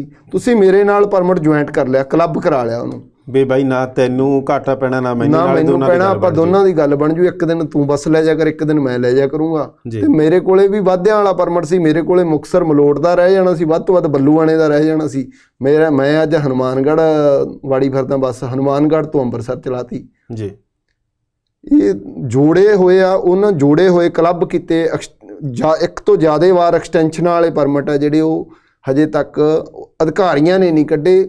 ਹਾਈ ਕੋਰਟ ਦਾ, ਮਾਣਯੋਗ ਹਾਈ ਕੋਰਟ ਦਾ ਫੈਸਲਾ ਜਿਹੜਾ ਉਹਨੂੰ ਠੀਕ ਤਰੀਕੇ ਨਾਲ ਅਧਿਕਾਰੀਆਂ ਨੇ ਲਾਗੂ ਨਹੀਂ ਕੀਤਾ। ਉਹ ਕਿਤੇ ਨਾ ਕਿਤੇ ਗੁੰਝਲਦਾਰ ਕਹਾਣੀ ਬਣਾ ਕੇ ਸਰਕਾਰ ਨੂੰ ਲੁੱਟਣ ਦੀ, ਜਿਹੜੀ ਸਰਕਾਰ ਦੀ ਪਨਬੱਸ ਹੈ ਰੋਡਵੇਜ ਜਾਂ PRTC, ਇਹਨੂੰ ਲੁੱਟਣ ਦੀ ਕੋਸ਼ਿਸ਼ ਜਾਰੀ ਹੈ ਜੀ। ਆਹ ਦੇਖੋ ਬੜੇ ਸੌਖੇ ਤਰੀਕੇ ਨਾਲ ਸਮਝਾਤਾ ਕਿ ਬਾਈ ਹੁਣ ਮੁਕਤਸਰੋਂ ਬੱਸ ਅੰਮ੍ਰਿਤਸਰ ਜਾ ਕੇ ਕਿਵੇਂ ਵੜ ਲੱਗੀ ਤੇ ਉਧਰੋਂ ਜਾ ਕੇ ਗੰਗਾ ਨਗਰ ਨੂੰ ਕਿਵੇਂ ਵਾਪਸ ਆਉਣ ਕਿਵੇਂ ਲੱਗੀ। ਹਾਂਜੀ ਬਿਲਕੁਲ। ਤਾਂ ਇਹ ਬੜਾ ਵਧੀਆ ਤਰੀਕੇ ਨਾਲ ਸਮਝਾਇਆ ਜੀ ਤੁਸੀਂ। ਤੇ ਫਿਰ ਤੁਹਾਡੇ ਤੇ ਆ ਜਾਂਦੇ ਹੁਣ ਕੱਚੇ ਮੁਲਾਜ਼ਮ ਨੇ, ਵੈਸੇ ਤਾਂ ਮੇਰੇ ਖਿਆਲ ਨਾਲ ਕੱਚੇ ਜਾਂ ਜ਼ਿਆਦਾਤਰ ਠੇਕੇ ਤੇ ਆਧਾਰਿਤ ਹੀ ਹੈ, ਕੰਟਰੈਕਚੁਅਲੀ ਨੇ। ਬਿਲਕੁਲ ਜੀ ਬਿਲਕੁਲ। ਤੇ ਤੁਹਾਡਾ ਵੀ 4 ਦਿਨਾਂ ਬਾਅਦ ਰੌਲਾ ਦੇਖਦੇ ਜਾਂ ਥੋੜੇ ਚਿਰਾਂ ਬਾਅਦ ਦੇਖ ਲੈਣੇ, ਲਓ ਬਾਈ ਧਰਨਾ ਲਾਤਾ, ਇਹਨਾਂ ਨੇ ਕਰਤਾ ਚੱਕਾ ਜਾਮ ਕਰਤਾ ਜੀ, ਕੀ ਗੱਲ ਹੋ ਗਈ? ਸਰਕਾਰ ਨਾਲ ਗੱਲ ਬਣਦੀ ਨਹੀਂ ਕਿ ਸਰਕਾਰ ਹੀ ਨਹੀਂ ਤੁਹਾਡੀ ਗੱਲ ਸੁਣਦੀ, ਜਾਂ ਮੰਗਾਂ ਹੀ ਤੁਹਾਡੀਆਂ ਨਜਾਇਜ਼ ਨੇ? ਬਿਲਕੁਲ ਜੀ, ਸਰਕਾਰ ਸਾਡੀ ਗੱਲ ਸੁਣਦੀ ਆ ਜੀ। ਅਸੀਂ ਇਹ ਨਹੀਂ ਕਹਿ ਸਕਦੇ ਕਿ ਸਰਕਾਰ ਸਾਡੀ ਗੱਲ ਨਹੀਂ ਸੁਣਦੀ। ਜਦੋਂ ਅਸੀਂ ਮੰਗਾਂ ਲੈ ਕੇ ਜਾਂਦੇ ਹਾਂ, ਜਿਹੜੇ ਸਾਡੇ ਡਿਪਾਰਟਮੈਂਟ ਦੇ ਅਧਿਕਾਰੀ ਆ, ਚਾਹੇ ਉਹ ਡਾਇਰੈਕਟਰ ਸਾਹਿਬ ਨੇ, ਚਾਹੇ ਸਾਡੇ ਉਹ ਟਰਾਂਸਪੋਰਟ ਸਕੱਤਰ ਸਾਹਿਬ ਨੇ, ਉਹ ਕਿਤੇ ਨਾ ਕਿਤੇ ਸਾਡੀਆਂ ਮੰਗਾਂ ਨੂੰ ਅਣਗੌਲਿਆ ਕਰਦੇ ਆ। ਪਰ ਸਾਨੂੰ ਮਜਬੂਰਨ ਵਸ, ਜੇ ਤੁਸੀਂ ਸਾਡੇ ਦੁਖਾਂਤ ਨੂੰ ਬਾਖੂਬੀ ਮੈਂ ਦੱਸਾਂ ਵੀ ਅਸੀਂ ਆਪਦੇ ਬੱਚੇ ਪਾਲਣ ਤੋਂ ਅਸਮਰਥ ਹਾਂ। ਬਹੁਤ ਸਾਡੀਆਂ ਘੱਟ ਤਨਖਾਹਾਂ ਨੇ, ਘੱਟ ਤਨਖਾਹਾਂ ਦੇ ਚੱਲਦਿਆਂ ਰੋਏ ਤੋਂ ਬਿਨਾਂ ਕਹਿੰਦੇ ਮਾਂ ਨਹੀਂ ਦੁੱਧ ਦਿੰਦੀ। ਅਸੀਂ ਰੋਣਾ ਰੋਂਦੇ ਹਾਂ, ਸਰਕਾਰ ਤੱਕ ਮਜਬੂਰਨ ਸਾਨੂੰ ਕਿਸੇ ਨਾ ਕਿਸੇ ਗੱਲ ਦੀ, ਸਾਡੇ ਨਾਲ ਕਿਸੇ ਕਰਮਚਾਰੀ ਨਾਲ ਕੋਈ ਇਹ ਅਧਿਕਾਰੀ ਧੱਕਾ ਕਰਕੇ, ਸਰਕਾਰ ਨਹੀਂ ਕਹਿ ਸਕਦਾ, ਇਹ ਅਧਿਕਾਰੀ ਧੱਕਾ ਕਰਕੇ ਜਿਹੜਾ ਸਾਡੇ ਨੂੰ ਮਜਬੂਰਨ ਵਸ ਹੜਤਾਲ ਕਰਾ ਦਿੰਦੇ ਆ। ਉਹ ਹੜਤਾਲ ਦੇ ਵਿੱਚੋਂ ਸਾਡੀ ਸਰਕਾਰ ਨਾਲ ਮੀਟਿੰਗ ਨਿਕਲਦੀ ਆ, ਸਰਕਾਰ ਦੇ ਕਿਸੇ ਵੱਡੇ ਨੁਮਾਇੰਦਿਆਂ ਨਾਲ ਮੀਟਿੰਗ ਨਿਕਲਦੀ ਆ। ਉੱਥੇ ਮੰਨਿਆ ਜਾਂਦਾ ਲਾਗੂ ਵੀ ਇਹ ਮੰਗਾਂ ਤੁਹਾਡੀਆਂ ਜਿਹੜੀਆਂ ਬਿਲਕੁਲ ਜਾਇਜ਼ ਨੇ ਜੀ, ਮੰਨਣ ਯੋਗ ਨੇ ਜੀ, ਮੰਨ ਲਿਆ ਜਾਂਦਾ ਉਹਨਾਂ ਨੂੰ। ਪਰ ਉਹਨਾਂ ਨੂੰ ਲਾਗੂ ਕਰਨਾ ਹੁੰਦਾ ਸਾਡੇ ਡਿਪਾਰਟਮੈਂਟ ਦੇ ਅਧਿਕਾਰੀਆਂ ਨੇ ਜੀ, ਉਹਨਾਂ ਨੂੰ ਠੀਕ ਤਰੀਕੇ ਨਾਲ ਲਾਗੂ ਨਹੀਂ ਕੀਤਾ ਜਾਂਦਾ। ਪਿੱਛੇ ਜੇ ਸਾਡੀ ਚੀਫ ਸੈਕਟਰੀ ਨਾਲ ਮੀਟਿੰਗ ਹੋਈ ਸੀ, ਜੰਜੂਆ ਸਾਹਿਬ ਨਾਲ, ਬੜੇ ਵਿਸਤਾਰਪੂਰਵਕ ਸਾਡੀਆਂ ਮੰਗਾਂ ਤੇ ਚਰਚਾ ਹੋਈਆਂ ਉਹਨਾਂ ਨਾਲ। ਉਹਨਾਂ ਦੇ ਵਿੱਚ ਬਹੁਤ ਸਾਰੀਆਂ ਮੰਗਾਂ ਸਾਡੀਆਂ ਮੰਨੀਆਂ ਗਈਆਂ, ਜਿਨ੍ਹਾਂ ਨੂੰ 1 ਮਹੀਨੇ ਵਿੱਚ ਲਾਗੂ ਕਰਨ ਦਾ ਜਿਹੜਾ ਸਾਨੂੰ ਵਿਸ਼ਵਾਸ ਦਿਵਾਇਆ ਗਿਆ। ਪਰੰਤੂ ਇਹਦੇ ਉਲਟ ਸਾਡੇ ਅਧਿਕਾਰੀਆਂ ਲਗਭਗ ਮੀਟਿੰਗ ਨੂੰ ਅੱਜ 20 ਦਿਨ ਬੀਤ ਚੁੱਕੇ ਆ। 20 ਦਿਨਾਂ ਦੇ ਬਾਅਦ ਵੀ ਸਾਡੀਆਂ ਜਿਹੜੀਆਂ ਮੰਗਾਂ ਕਿਸੇ ਸਿਰੇ ਲਾਉਣ ਵਾਲੇ ਪਾਸੇ ਸਾਡੇ ਡਿਪਾਰਟਮੈਂਟ ਦੇ ਅਧਿਕਾਰੀ ਗਏ ਨਹੀਂ ਜੀ। ਇਸ ਕਰਕੇ ਸਾਨੂੰ ਮਜਬੂਰਨ ਵਸ ਫਿਰ ਉਹੀ ਢੋਲ, ਉਹੀ ਲੋਕਾਂ ਦੀ ਖੱਜਲ ਖੁਆਰੀ, ਉਹੀ ਪਬਲਿਕ ਨੂੰ ਜਿਹੜੀ ਸਹੂਲਤ ਦੇਣੀ ਅਸੀਂ ਉਹ ਦੇਣ ਤੋਂ ਮਜਬੂਰਨ ਵਸ ਸਾਨੂੰ ਇਹ ਅਧਿਕਾਰੀ ਆ ਜਿਹੜੇ ਹੜਤਾਲ ਬੰਨੀ ਲੈ ਜਾਂਦੇ ਆ। ਅਸੀਂ ਜਾਣਾ ਨਹੀਂ ਚਾਹੁੰਦੇ ਜੀ, ਜਿਹਦੇ ਨਾਲ ਸਾਡਾ ਵੀ ਜਿਹੜਾ ਨੁਕਸਾਨ ਹੁੰਦਾ, ਡਿਪਾਰਟਮੈਂਟ ਦਾ ਵੀ, ਸਾਡਾ ਇਹ ਘਰ ਆ, ਸਾਡਾ ਇਹ ਰੁਜ਼ਗਾਰ ਆ। ਅਸੀਂ ਇਹਦਾ 1 ਰੁਪਈਏ ਦਾ ਨੁਕਸਾਨ ਜਿਹੜਾ ਨਹੀਂ ਜਰ ਸਕਦੇ, ਨਾ ਹੀ ਕਰ ਸਕਦੇ ਆ। ਪਰ ਮਜਬੂਰ ਵਸ ਕਿਤੇ ਨਾ ਕਿਤੇ ਜਿਹੜੇ ਅਧਿਕਾਰੀ ਆ ਉਹ ਇਸ ਪਾਸੇ ਨੂੰ ਸਾਨੂੰ ਲੈ ਜਾਂਦੇ ਆ। ਤੇ ਫਿਰ ਉਹ 'ਚ ਜਿਹੜਾ ਨੁਕਸਾਨ ਹੁੰਦਾ, ਮੰਨ ਲਓ ਕਿ ਗੱਡੀਆਂ ਨਹੀਂ ਚੱਲੀਆਂ 4 ਦਿਨ, ਬੱਸਾਂ ਨਹੀਂ ਚੱਲੀਆਂ, ਕੋਈ ਵੀ ਘਾਟਾ ਪੈ ਗਿਆ, ਉਹ ਨੁਕਸਾਨ ਦੀ ਭਰਪਾਈ ਕਿਵੇਂ ਹੁੰਦੀ ਹੈ? ਫਿਰ ਗੱਲ ਇਹ ਆ ਜਸਪਾਲ ਜੀ, ਉਹਦੀ ਭਰਪਾਈ ਜਿਹੜੀ ਸਿੱਧੇ ਰੂਪ ਦੇ ਵਿੱਚ ਸਾਥੋਂ ਹੀ ਕਰ ਲੈਂਦੇ ਆ। ਉਹ ਕਿਵੇਂ? ਇੱਕ ਤਾਂ ਜਦੋਂ ਬੱਸਾਂ ਦੀ ਹੜਤਾਲ ਕਰ ਲੈਂਦੇ ਆ, ਡੀਜ਼ਲ ਬਚ ਜਾਂਦਾ। 1000 ਲੋਕਾਂ ਤੋਂ ਪਾਸਾਂ ਦੇ ਪੈਸੇ ਲਏ ਹੁੰਦੇ ਆ ਜੀ। ਜਿਵੇਂ ਤੁਸੀਂ ਕਿਤੋਂ ਸਫ਼ਰ ਕਰਦੇ ਆ ਰੋਜ਼ਾਨਾ ਦਾ, ਆਪਣੇ ਸਟੂਡੀਓ ਤੱਕ ਡੇਲੀ ਵਾਲਾ ਪਾਸ ਬਣਾ ਲਿਆ, ਡੇਲੀ ਵਾਲਾ ਪਾਸ ਬਣਾ ਲਿਆ, ਉਹਨਾਂ ਨੂੰ ਸਫ਼ਰ ਕਰਾਏ ਬਿਨਾਂ ਹੀ ਉਹਨਾਂ ਨੂੰ ਪੈਸੇ ਬਚ ਜਾਂਦੇ ਆ। ਅਗਲੀ ਗੱਲ, ਸਾਥੋਂ ਉਲਟਾ ਸਾਡੇ ਮੁੱਖ ਮੰਤਰੀ ਸਾਹਿਬ ਦੇ ਸਪਸ਼ਟ ਹੁਕਮ ਹੈ, ਸਾਨੂੰ ਜਦੋਂ ਅਸੀਂ ਹੜਤਾਲ ਦਾ ਨੋਟਿਸ ਦਿੰਦੇ ਆ ਉਦੋਂ ਸਾਡੇ ਨੋਟਿਸ ਬੋਰਡ ਤੇ ਇੱਕ ਗੱਲ ਚਿਪਕਾਈ ਜਾਂਦੀ ਆ, ਲਿਖ ਕੇ ਹੁਕਮ ਜਾਰੀ ਕੀਤੇ ਜਾਂਦੇ ਆ ਕਿ ਤੁਹਾਡੇ ਤੇ ਨੋ ਵਰਕ ਨੋ ਪੇ ਦਾ ਜਿਹੜਾ ਰੂਲ ਆ ਉਹ ਲਾਗੂ ਹੋਊਗਾ। ਪਰ ਇਸ ਦੇ ਉਲਟ ਸਾਥੋਂ ਨੋ ਵਰਕ ਨੋ ਪੇ ਤਾਂ ਕਰ ਦਿੱਤਾ ਜਾਂਦਾ, ਪਰੰਤੂ 525 ਰੁਪਏ ਪਰ ਡੇ ਦਾ ਜੁਰਮਾਨਾ ਸਾਥੋਂ ਹੋਰ ਵਸੂਲਿਆ ਜਾਂਦਾ। ਅੱਛਾ ਜੀ, ਮਤਲਬ ਇੱਕ ਤਾਂ ਹੋਗਾ ਥੋੜੀ ਤਨਖਾਹ ਵੀ ਕੱਟੀ ਗਈ ਜਿਹੜੀ ਤੁਹਾਡੀ ਮੰਗਾਂ ਪਿੱਛੇ ਤੁਸੀਂ ਹੜਤਾਲ ਕਰਤੀ, ਦੂਜਾ ਤੁਹਾਡੇ ਤੋਂ 525 ਰੁਪਏ ਇੱਕ ਦਿਨ ਦਾ ਦਿਹਾੜੀ ਵੱਖਰੇ ਤੌਰ ਤੇ ਸਾਡੀ ਬਣਦੀ ਤਨਖਾਹ ਚੋਂ ਲੈ ਲੈਂਦੇ ਆ, ਜਿਹੜੀ ਬਿਲਕੁਲ ਸ਼ਰੇਆਮ ਸਾਡੇ ਨਾਲ ਧੱਕਾ। ਇਹ 10 ਦਿਨ ਰਹਿ ਗਏ ਤਾਂ 5200 ਰੁਪਇਆ ਜਾਂ 5250 ਰੁਪਇਆ ਇੱਕ ਬੰਦੇ ਨੇ ਦੇਣਾ, ਇੱਕ ਬੰਦੇ ਨੂੰ ਦੇਣਾ ਪੈਂਦਾ। ਅਸੀਂ ਹੱਕਾਂ ਵਾਸਤੇ ਰੋ ਵੀ ਨਹੀਂ ਸਕਦੇ ਜੀ। ਸਾਨੂੰ ਦਬਾਉਣ ਦੀ ਜਿਹੜੀ ਆ ਪੂਰੀ ਕੋਸ਼ਿਸ਼ ਹੈ ਜਿਹੜੀ ਵਿਭਾਗ ਦੇ ਅਧਿਕਾਰੀਆਂ ਵੱਲੋਂ ਕੀਤੀ ਜਾਂਦੀ ਹੈ। ਇੱਕ ਚੀਜ਼ ਫਿਰ ਹੋਰ ਸਾਫ਼ ਕਰੋ ਜੀ, ਹੁਣ ਤੁਸੀਂ ਆਪਣੇ ਰੋਣੇ ਜਾਂ ਦੁੱਖ ਤਾਂ ਚਲੋ ਬਿਆਨ ਕਰ ਰਹੇ ਹੋ, ਜ਼ਰੂਰੀ ਵੀ ਹੈ ਦੱਸਣੇ ਇਹ। ਕਈ ਵਾਰੀ ਹੋ ਸਕਦਾ ਕਿ ਸਰਕਾਰ ਦੇ ਜਾਂ ਕੋਈ ਕਰਮਚਾਰੀ ਜਾਂ ਕੋਈ ਇਸ ਤਰ੍ਹਾਂ ਦਾ ਅਫਸਰ ਬੈਠਾ ਹੋਵੇ ਕਿ ਜਿਹਦੇ ਪੱਲੇ ਪੈ ਜਾਏ ਘੱਟੋ ਘੱਟ ਕਿ ਯਾਰ ਇਹਨਾਂ ਦੀਆਂ ਮੁਸੀਬਤਾਂ ਆ ਵੀ ਨੇ। ਜਦੋਂ ਕਿਤੇ ਕੋਈ ਗੱਡੀ ਦਾ ਐਕਸੀਡੈਂਟ ਹੋ ਜਾਂਦਾ, ਕਈ ਵਾਰੀ ਤਾਂ ਚਲੋ ਠੀਕ ਆ ਕਿ ਜਿਹੜੇ ਤਾਂ ਫਰਜ਼ ਕਰੋ ਕਿਸੇ ਮੋਟਰਸਾਈਕਲ ਵਾਲੀ ਜਾਂ ਕਿਸੇ ਦੂਸਰਾ ਕੋਈ ਵੀ ਵਿਅਕਤੀ ਆ, ਉਹਦਾ ਨੁਕਸਾਨ ਤਾਂ ਚਲੋ ਇਹ ਹੈ ਕਿ ਕਈ ਵਾਰੀ ਅਗਲਾ ਕੋਰਟ ਜਾ ਕੇ ਜੁਰਮਾਨਾ ਵੀ ਵਸੂਲ ਲੈਂਦਾ, PRTC ਤੋਂ ਕਹਿ ਲਓ, ਪਨ ਬੱਸ ਤੋਂ ਕਹਿ ਲਓ, ਜਾਂ ਰੋਡਵੇਜ ਤੋਂ ਕਹਿ ਲਓ, ਜਿਹੜੀ ਬੱਸ ਆ ਚਲੋ ਸਰਕਾਰੀ। ਤੇ ਜਿਹੜਾ ਤੁਹਾਡਾ ਕੋਈ ਬੰਦਾ ਮੰਨ ਲਓ ਕੋਈ ਕੱਚਾ ਕੰਮ ਆ, ਕਈ ਵਾਰੀ ਉਹ ਵੀ ਵਿਚਾਰਾ, ਉਹਦੇ ਨਾਲ ਵੀ ਜਾਨ ਮਾਲ ਦਾ ਨੁਕਸਾਨ ਹੋ ਜਾਂਦਾ, ਤਾਂ ਉਹਨਾਂ ਦਾ ਕੀ ਬਣਦਾ ਫਿਰ? ਜਾਂ ਸਵਾਰੀਆਂ ਦਾ ਉਹਨਾਂ ਦਾ ਕੀ ਹਾਲ ਚਾਲ ਹੁੰਦਾ? ਬਿਲਕੁਲ ਜੀ, ਇਹ ਇੱਕ ਬਹੁਤ ਵੱਡੀ ਗੱਲ ਆ ਤੁਸੀਂ ਜਸਪਾਲ ਜੀ ਰੱਖੀ, ਧੰਨਵਾਦ ਤੁਹਾਡਾ ਇਸ ਗੱਲ ਵਾਸਤੇ। ਜਿਹੜੇ ਲੋਕ ਸਫ਼ਰ ਕਰਦੇ ਆ ਰੋਜ਼ਾਨਾ ਸਾਡੇ ਨਾਲ, ਹਜ਼ਾਰਾਂ ਲੱਖਾਂ ਲੋਕ ਸਾਡੀਆਂ ਬੱਸਾਂ ਤੇ, ਪਨ ਬੱਸ ਦੀਆਂ ਸਾਡੀਆਂ ਬੱਸਾਂ, ਸਾਡੇ ਤੋਂ ਭਾਵ ਅਸੀਂ ਕੰਮ ਕਰਦੇ ਆ, ਸਰਕਾਰ ਦੀਆਂ ਬੱਸਾਂ ਤੇ ਸਫ਼ਰ ਕਰਦੇ ਆ। ਸਭ ਤੋਂ ਪਹਿਲੀ ਗੱਲ ਤਾਂ ਉਹ ਸਵਾਰੀ ਦਾ ਜਿਹੜਾ ਇੰਸ਼ੋਰੈਂਸ ਚਾਹੀਦਾ, ਚਾਹੇ ਉਹਦੇ ਤੋਂ 50 ਪੈਸੇ 10 ਪੈਸੇ ਫਾਲਤੂ ਲੈ ਲਏ ਜਾਣ, ਉਹਦੀ ਘੱਟੋ ਘੱਟ ਸੇਫਟੀ ਹੋਣੀ ਜ਼ਰੂਰੀ ਹੈ। ਦੂਜੀ ਗੱਲ, ਸਾਡੇ ਸਟਾਫ ਦਾ ਸਰਕਾਰ ਪੱਧਰ 'ਤੇ ਜਿਹੜਾ ਬੀਮਾ ਵੱਡੇ ਪੱਧਰ 'ਤੇ ਚਾਹੀਦਾ, ਉਹ ਸਾਨੂੰ ਨਹੀਂ ਮਿਲ ਰਿਹਾ। ਤੀਜੀ ਗੱਲ, ਬੱਸਾਂ ਦਾ ਬੀਮਾ ਜਿਹੜਾ ਫੁੱਲ ਇੰਸ਼ੋਰੈਂਸ ਹੋਣਾ ਚਾਹੀਦਾ, ਜਿਹੜੀ ਹਰ ਟਰਾਂਸਪੋਰਟ ਨੀਤੀ ਦੇ ਵਿੱਚ ਹਰ ਵਹੀਕਲ ਵਾਸਤੇ, ਚਾਹੇ ਉਹ ਨਿੱਜੀ ਵਹੀਕਲ ਹੋਵੇ ਚਾਹੇ ਸਰਕਾਰੀ ਵਹੀਕਲ ਹੋਵੇ, ਉਹਦੇ ਵਾਸਤੇ ਜ਼ਰੂਰੀ ਹੈ। ਪਰ ਅਫਸੋਸ ਦੀ ਗੱਲ ਹੈ ਕਿ ਸਾਡਾ ਨਾ ਤਾਂ ਸਾਡਾ ਵਿਭਾਗ ਇਸ ਵਾਸਤੇ ਸੰਜੀਦਾ, ਉਹ ਕਲੇਮ ਜ਼ਰੂਰ ਦੇ ਦਿੰਦਾ, ਜਦੋਂ ਕੋਈ ਕਲੇਮ ਕੇਸ ਕਰ ਦਿੰਦਾ ਉਹ ਵੀ ਜੇ ਕੋਈ ਕਿਸੇ ਨੇ ਕਹਿ ਲਓ ਕਿ ਆਪਾਂ ਵੀ ਆਪਣੀ ਕਹਿ ਲਓ ਕਿ ਵੀ ਡਾਂਗ ਖਿੱਚ ਲਈ ਅੱਗੇ ਤੋਂ ਉਹਨਾਂ ਨੂੰ ਕਲੇਮ ਜ਼ਰੂਰ ਦੇ ਦਿੰਦਾ, ਪਰ ਆਪਦੇ ਮੁਲਾਜ਼ਮ ਤੇ ਕੋਈ ਹਯਦੇ ਨਹੀਂ ਗੀ। ਅੱਛਾ ਜੀ। ਕੋਈ ਤਰਾਸਦੀ ਨਹੀਂ। ਸਾਡੇ ਬਹੁਤ ਸਾਰੇ ਡਰਾਈਵਰ, ਬਹੁਤ ਸਾਰੇ ਕੰਡਕਟਰ ਅਣਸਖਾਵੀਆਂ ਘਟਨਾ ਦੇ ਵਿੱਚ ਉਹਨਾਂ ਨਾਲ ਦੁਖਾਂਤ ਵਾਪਰਿਆ, ਤੇ ਜਿਨ੍ਹਾਂ ਨੂੰ ਕੋਈ ਵੀ ਸਰਕਾਰ ਵੱਲੋਂ ਹਜੇ ਤੱਕ ਵਿੱਤੀ ਸਹਾਇਤਾ ਨਹੀਂ ਦਿੱਤੀ ਗਈ। ਇੱਥੋਂ ਤੱਕ ਕਿ ਪਿਛਲੇ ਦਿਨਾਂ ਦੇ ਵਿੱਚ ਅਸੀਂ ਮੀਟਿੰਗਾਂ ਜਦੋਂ ਉੱਚ ਅਧਿਕਾਰੀਆਂ ਨਾਲ ਹੋਈਆਂ, ਇੱਕ ਬੇਨਤੀ ਕੀਤੀ ਕਿ ਉਹਨਾਂ ਪਰਿਵਾਰਾਂ ਦੇ ਜਿਹੜੇ ਬੱਚੇ ਆ ਰੁਲ ਰਹੇ ਆ, ਉਹਨਾਂ ਪਰਿਵਾਰਾਂ ਨੂੰ ਰੁਜ਼ਗਾਰ ਦਾ ਕੋਈ ਸਾਧਨ ਨਹੀਂ ਬਚਿਆ। ਇੱਕੋ ਇੱਕ ਪਰਿਵਾਰ ਦਾ ਜੀ ਸੀ, ਉਹਦੇ ਛੋਟੇ ਛੋਟੇ ਬੱਚੇ ਆ, ਉਹ ਚਲਿਆ ਗਿਆ ਦੁਨੀਆ ਤੋਂ, ਉਹਦਾ ਪਰਿਵਾਰ ਰੁਲ ਰਿਹਾ, ਤੁਸੀਂ ਉਹਨੂੰ ਠੇਕੇ 'ਤੇ ਨੌਕਰੀ ਦੇ ਦਿਓ। ਪਰ ਹਜੇ ਦੁੱਖ ਦੀ ਗੱਲ ਹੈ ਕਿ ਜਿੱਥੇ ਆਮ ਆਦਮੀ ਪਾਰਟੀ ਸਰਕਾਰ ਤੋਂ ਸਾਨੂੰ ਬੜੀਆਂ ਉਮੀਦਾਂ ਸੀ, ਪਰ ਸਾਡੇ ਬੰਨੀ ਭਗਵੰਤ ਮਾਨ ਸਾਹਿਬ ਬਿਲਕੁਲ ਵੀ ਜਿਹੜਾ ਧਿਆਨ ਨਹੀਂ ਦੇ ਰਹੇ। ਅਸੀਂ ਬੇਨਤੀ ਕਰਦੇ ਹਾਂ ਮੁੱਖ ਮੰਤਰੀ ਸਾਹਿਬ ਨੂੰ ਤੁਹਾਡੇ ਜ਼ਰੀਏ ਕਿ ਅੱਜ ਇਹੋ ਜਿਹਾ ਜਿਹੜਾ ਸਾਡੇ ਪਰਿਵਾਰਾਂ ਨਾਲ ਦੁਖਾਂਤ ਵਾਪਰਿਆ, ਉਹਨਾਂ ਨੂੰ ਨਿੱਜੀ ਪੱਧਰ 'ਤੇ ਸੁਣਵਾਈ ਕਰਕੇ ਉਹਨਾਂ ਨੂੰ ਰੋਟੀ ਦਾ ਸਾਧਨ ਕਰਕੇ ਦਿੱਤਾ ਜਾਵੇ। ਬਿਲਕੁਲ ਬਿਲਕੁਲ, ਇਹ ਤਾਂ ਬਣਦਾ ਵੀ ਹੈ। ਜੇ ਕੋਈ ਸਰਕਾਰੀ ਕਰਮਚਾਰੀ ਆ, ਉਹਦੇ ਮੰਨ ਲਓ ਫਰਜ਼ ਕਰੋ ਕਿ ਉਹਦੀ ਕਿਸੇ ਹਾਦਸੇ 'ਚ ਮੌਤ ਹੋ ਜਾਂਦੀ ਹੈ ਜਾਂ ਉਹਦੀ ਨੌਕਰੀ ਦੌਰਾਨ ਮੌਤ ਹੋ ਜਾਂਦੀ ਹੈ, ਤਾਂ ਉਹਦੇ ਬੱਚਿਆਂ ਨੂੰ ਅੱਗੇ ਰੁਜ਼ਗਾਰ ਮਿਲਦਾ, ਬੱਚੇ ਨੂੰ ਮਿਲਦਾ। ਬਿਲਕੁਲ ਜੀ, ਬਿਲਕੁਲ। ਤੇ ਇੱਧਰ ਵੀ ਚਾਹੀਦੇ ਘੱਟੋ ਘੱਟ ਕੇ ਕੰਟਰੈਕਟ ਤੇ ਠੇਕੇ ਦੇ ਉੱਤੇ ਹੀ ਦੇਣਾ, ਤੁਸੀਂ ਠੇਕੇ ਦੇ ਉੱਤੇ ਦੇ ਦੇਣਾ। ਤਾਂ ਇੱਕ ਵਾਰੀ ਰੋਜੀ ਰੋਟੀ ਦਾ ਮਸਲਾ, ਅਗਲੇ ਦਾ ਕੋਈ 8-10 ਹਜ਼ਾਰ ਰੁਪਏ ਕਿਸੇ ਨੂੰ ਲੱਗ ਗਿਆ ਜਾਂ ਥੋੜ੍ਹਾ ਬਹੁਤੀ ਤਨਖਾਹ ਮਿਲਣ ਲੱਗ ਗਈ, ਤਾਂ ਉਹਦੇ ਨਾਲ ਇਹ ਕਿ ਉਹਦੇ ਘਰ ਦਾ ਗੁਜ਼ਾਰਾ ਚੱਲਣ ਲੱਗ ਜੂ। ਬਿਲਕੁਲ ਜੀ, ਬਿਲਕੁਲ। ਤੇ ਦੂਜੇ ਪਾਸੇ ਤੇ ਫਿਰ ਕਾਗਜ਼ ਪੱਤਰਾਂ ਲਈ ਵੀ ਤੁਸੀਂ ਨਵੀਂ ਗੱਲ ਦੱਸਤੀ ਹੁਣ, ਵੀ ਕਈ ਵਾਰੀ ਹੁੰਦਾ ਨਹੀਂ ਕਿ ਬੀਮਾ ਸ਼ੀਮਾ ਜਾਂ ਕੋਈ ਹੋਰ ਸਾਰੇ ਕਾਗਜ਼ ਪੱਤਰ ਪੂਰੇ ਕਰ ਲੈਂਦੇ ਹੈਗੇ ਬੱਸਾਂ ਦੇ, ਜਾਂ ਵਿੱਚ ਵਿਚਾਲੇ ਹੀ ਰਹਿ ਜਾਂਦੇ ਹੈਗੇ।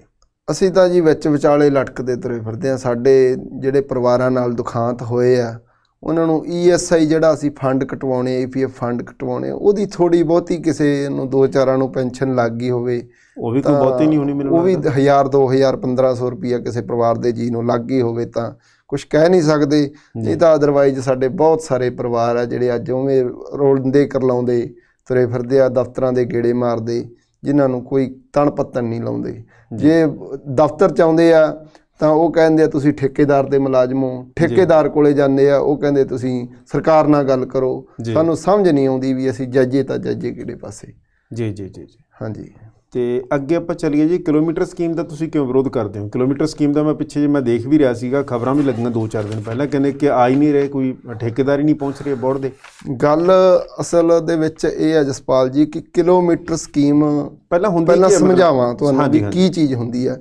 ਕਿਲੋਮੀਟਰ ਸਕੀਮ ਹੁੰਦੀ ਹੈ, ਜਿਵੇਂ ਪਨ ਬੱਸ ਲਾ ਲਓ, ਪਨ ਬੱਸ ਨੂੰ ਜ਼ਰੂਰਤ ਹੈ 10 ਬੱਸਾਂ ਦੀ, 100 ਬੱਸ ਦੀ ਜ਼ਰੂਰਤ ਹੈ। ਉਹ 10 ਬੱਸਾਂ 100 ਬੱਸ ਪ੍ਰਾਈਵੇਟ ਕੰਪਨੀਆਂ ਤੋਂ ਮੰਗ ਲੈਂਦੀ ਹੈ, ਉਹਦਾ ਟੈਂਡਰ ਕੱਢਦੀ ਹੈ, ਉਹ ਟੈਂਡਰ ਭਰਦੇ ਆ, ਪ੍ਰਾਈਵੇਟ ਕੰਪਨੀਆਂ ਤੋਂ ਬੱਸ ਮੰਗ ਲੈਂਦੇ ਆ। ਹਾਲਾਂਕਿ ਇਹਦੇ ਉਲਟ ਉਹ 1 ਕਿਲੋਮੀਟਰ ਦਾ ਨਿਰਧਾਰਤ ਪੈਸੇ ਉਹਨੂੰ ਦੇਣੇ ਹੁੰਦੇ ਆ, ਉਹਦੇ ਵਿੱਚ ਡਰਾਈਵਰ ਤੇ ਬੱਸ ਪ੍ਰਾਈਵੇਟ ਕੰਪਨੀ ਨੇ ਜਿਹੜੀ ਮੁਹੱਈਆ ਕਰਵਾਉਣੀ ਹੁੰਦੀ ਆ। ਕੰਡਕਟਰ ਤੇ ਰੂਟ ਆ ਜਿਹੜਾ ਉਹ ਸਰਕਾਰੀ ਟਰਾਂਸਪੋਰਟ ਦਾ ਹੁੰਦਾ, ਪਨ ਬੱਸ ਦਾ ਜਾਂ PRTC ਦਾ ਹੁੰਦਾ। ਭਾਵ ਇੱਕ ਬੱਸ ਦੇ ਨਹੀਂ, ਅਗਲੇ ਨੇ ਇੱਕ ਆਪਦਾ ਡਰਾਈਵਰ ਦੇਣਾ। ਉਹਦੇ ਵਿੱਚ ਗੱਲ ਦੱਸ ਦਿਆਂ ਮੈਂ ਜੀ, ਲਗਭਗ 350 ਕਿਲੋਮੀਟਰ ਉਸ ਬੱਸ ਦੇ ਨਾਲ ਐਗਰੀਮੈਂਟ ਹੋ ਜਾਂਦਾ ਵੀ ਤੈਨੂੰ ਕਰਵਾਉਣਾ ਅਸੀਂ ਡੇਲੀ ਦਾ, ਪਰ ਡੇ ਦਾ।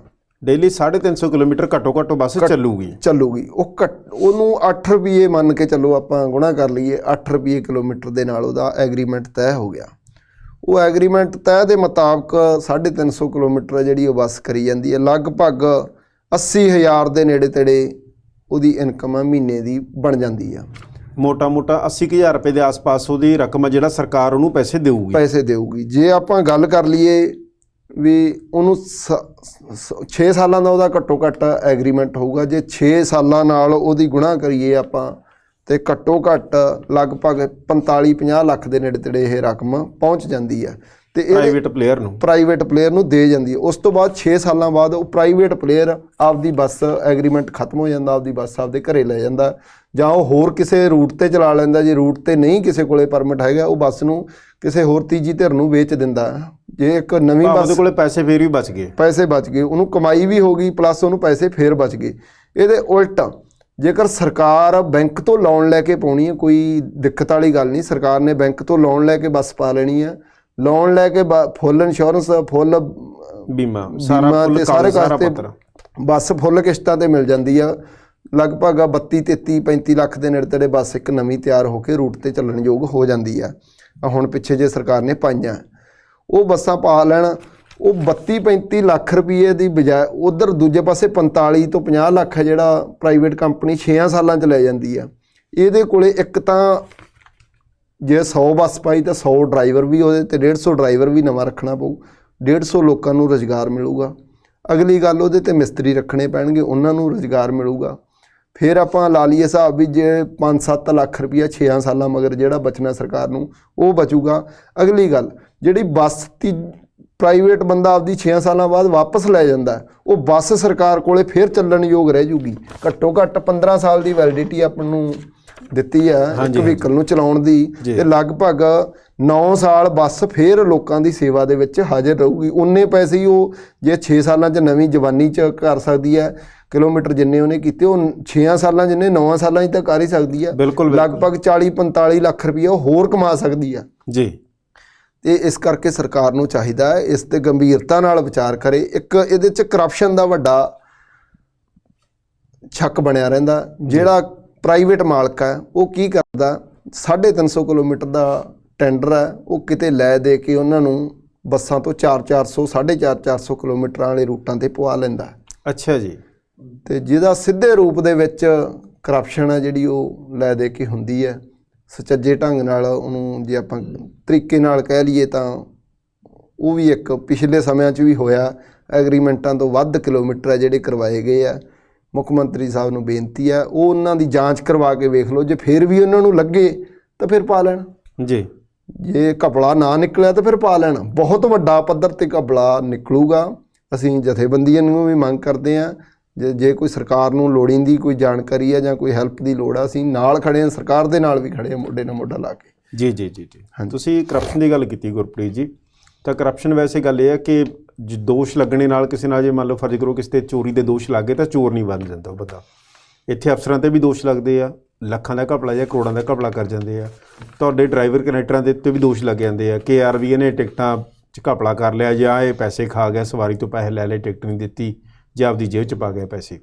ਤਾਂ ਉਹ ਥੋੜ੍ਹਾ ਤੁਹਾਨੂੰ ਪਤਾ ਕਿ ਥੋੜ੍ਹਾ ਹੀ ਹੁੰਦਾ, ਕੋਈ ਜੇ ਕੋਈ ਕਿਤੇ ਕਰ ਵੀ ਲਊਗਾ ਤਾਂ ਕਿਤੇ ਕੋਈ 150 ਦਾ ਕਿਤੇ ਪਾ ਜਾਂਦੇ ਹੈਗੇ, ਉਹ ਪੈਸੇ ਵੀ ਪੈ ਜਾਂਦੇ ਕਈ ਵਾਰੀ। ਤਾਂ ਉਹ ਮੈਨੂੰ ਲੱਗਦਾ ਕਿ ਧੱਕਾ ਕਿਵੇਂ ਹੋ ਜਾਂਦਾ। ਕਈ ਵਾਰੀ ਤੁਹਾਡੇ ਬੰਦੇ ਸੁਣਦੇ ਆ ਕਿ ਯਾਰ ਵੀ ਸਾਡੇ ਤੋਂ ਪੈਸੇ ਵੀ ਲੈ ਲਏ, ਯਾਰ ਮੈਂ 3 ਮਹੀਨੇ ਕੰਮ ਤੋਂ ਵਿਹਲਾ ਰਹਿ ਗਿਆ, ਫਿਰ ਮੈਨੂੰ ਜੁਰਮਾਨਾ ਪੈ ਗਿਆ ਯਾਰ, ਫਿਰ ਮੈਂ ਜਾ ਕੇ ਮਸਾਂ ਬਹਾਲ ਹੋਇਆ, ਕਿਤੇ ਆ ਕੇ ਅਫਸਰਾਂ ਦੀ 100 ਤਰਲ ਮਿੰਨਤਾਂ ਕੀਤਾ। ਇਹ ਕੀ ਕਹਾਣੀ ਬਣਦੀ ਆ? ਇਹ ਜਸਪਾਲ ਜੀ ਬਹੁਤ ਵੱਡੀ ਕਹਾਣੀ ਹੈ ਜੀ। ਇਹ ਸਾਡਾ ਬਹੁਤ ਵੱਡਾ ਦੁਖਾਂਤ ਹੈ ਕਿ ਸਾਡੀ ਬਿਨਾਂ ਸਭ ਤੋਂ ਪਹਿਲਾਂ ਕੋਈ ਵੀ ਕਿਸੇ ਤਰ੍ਹਾਂ ਦਾ ਘਪਲਾ ਹੁੰਦਾ ਉਹਦੀ ਜਾਂਚ ਹੈ ਜਿਹੜੀ ਉਹ ਸਰਕਾਰ ਕਰਦੀ ਹੈ।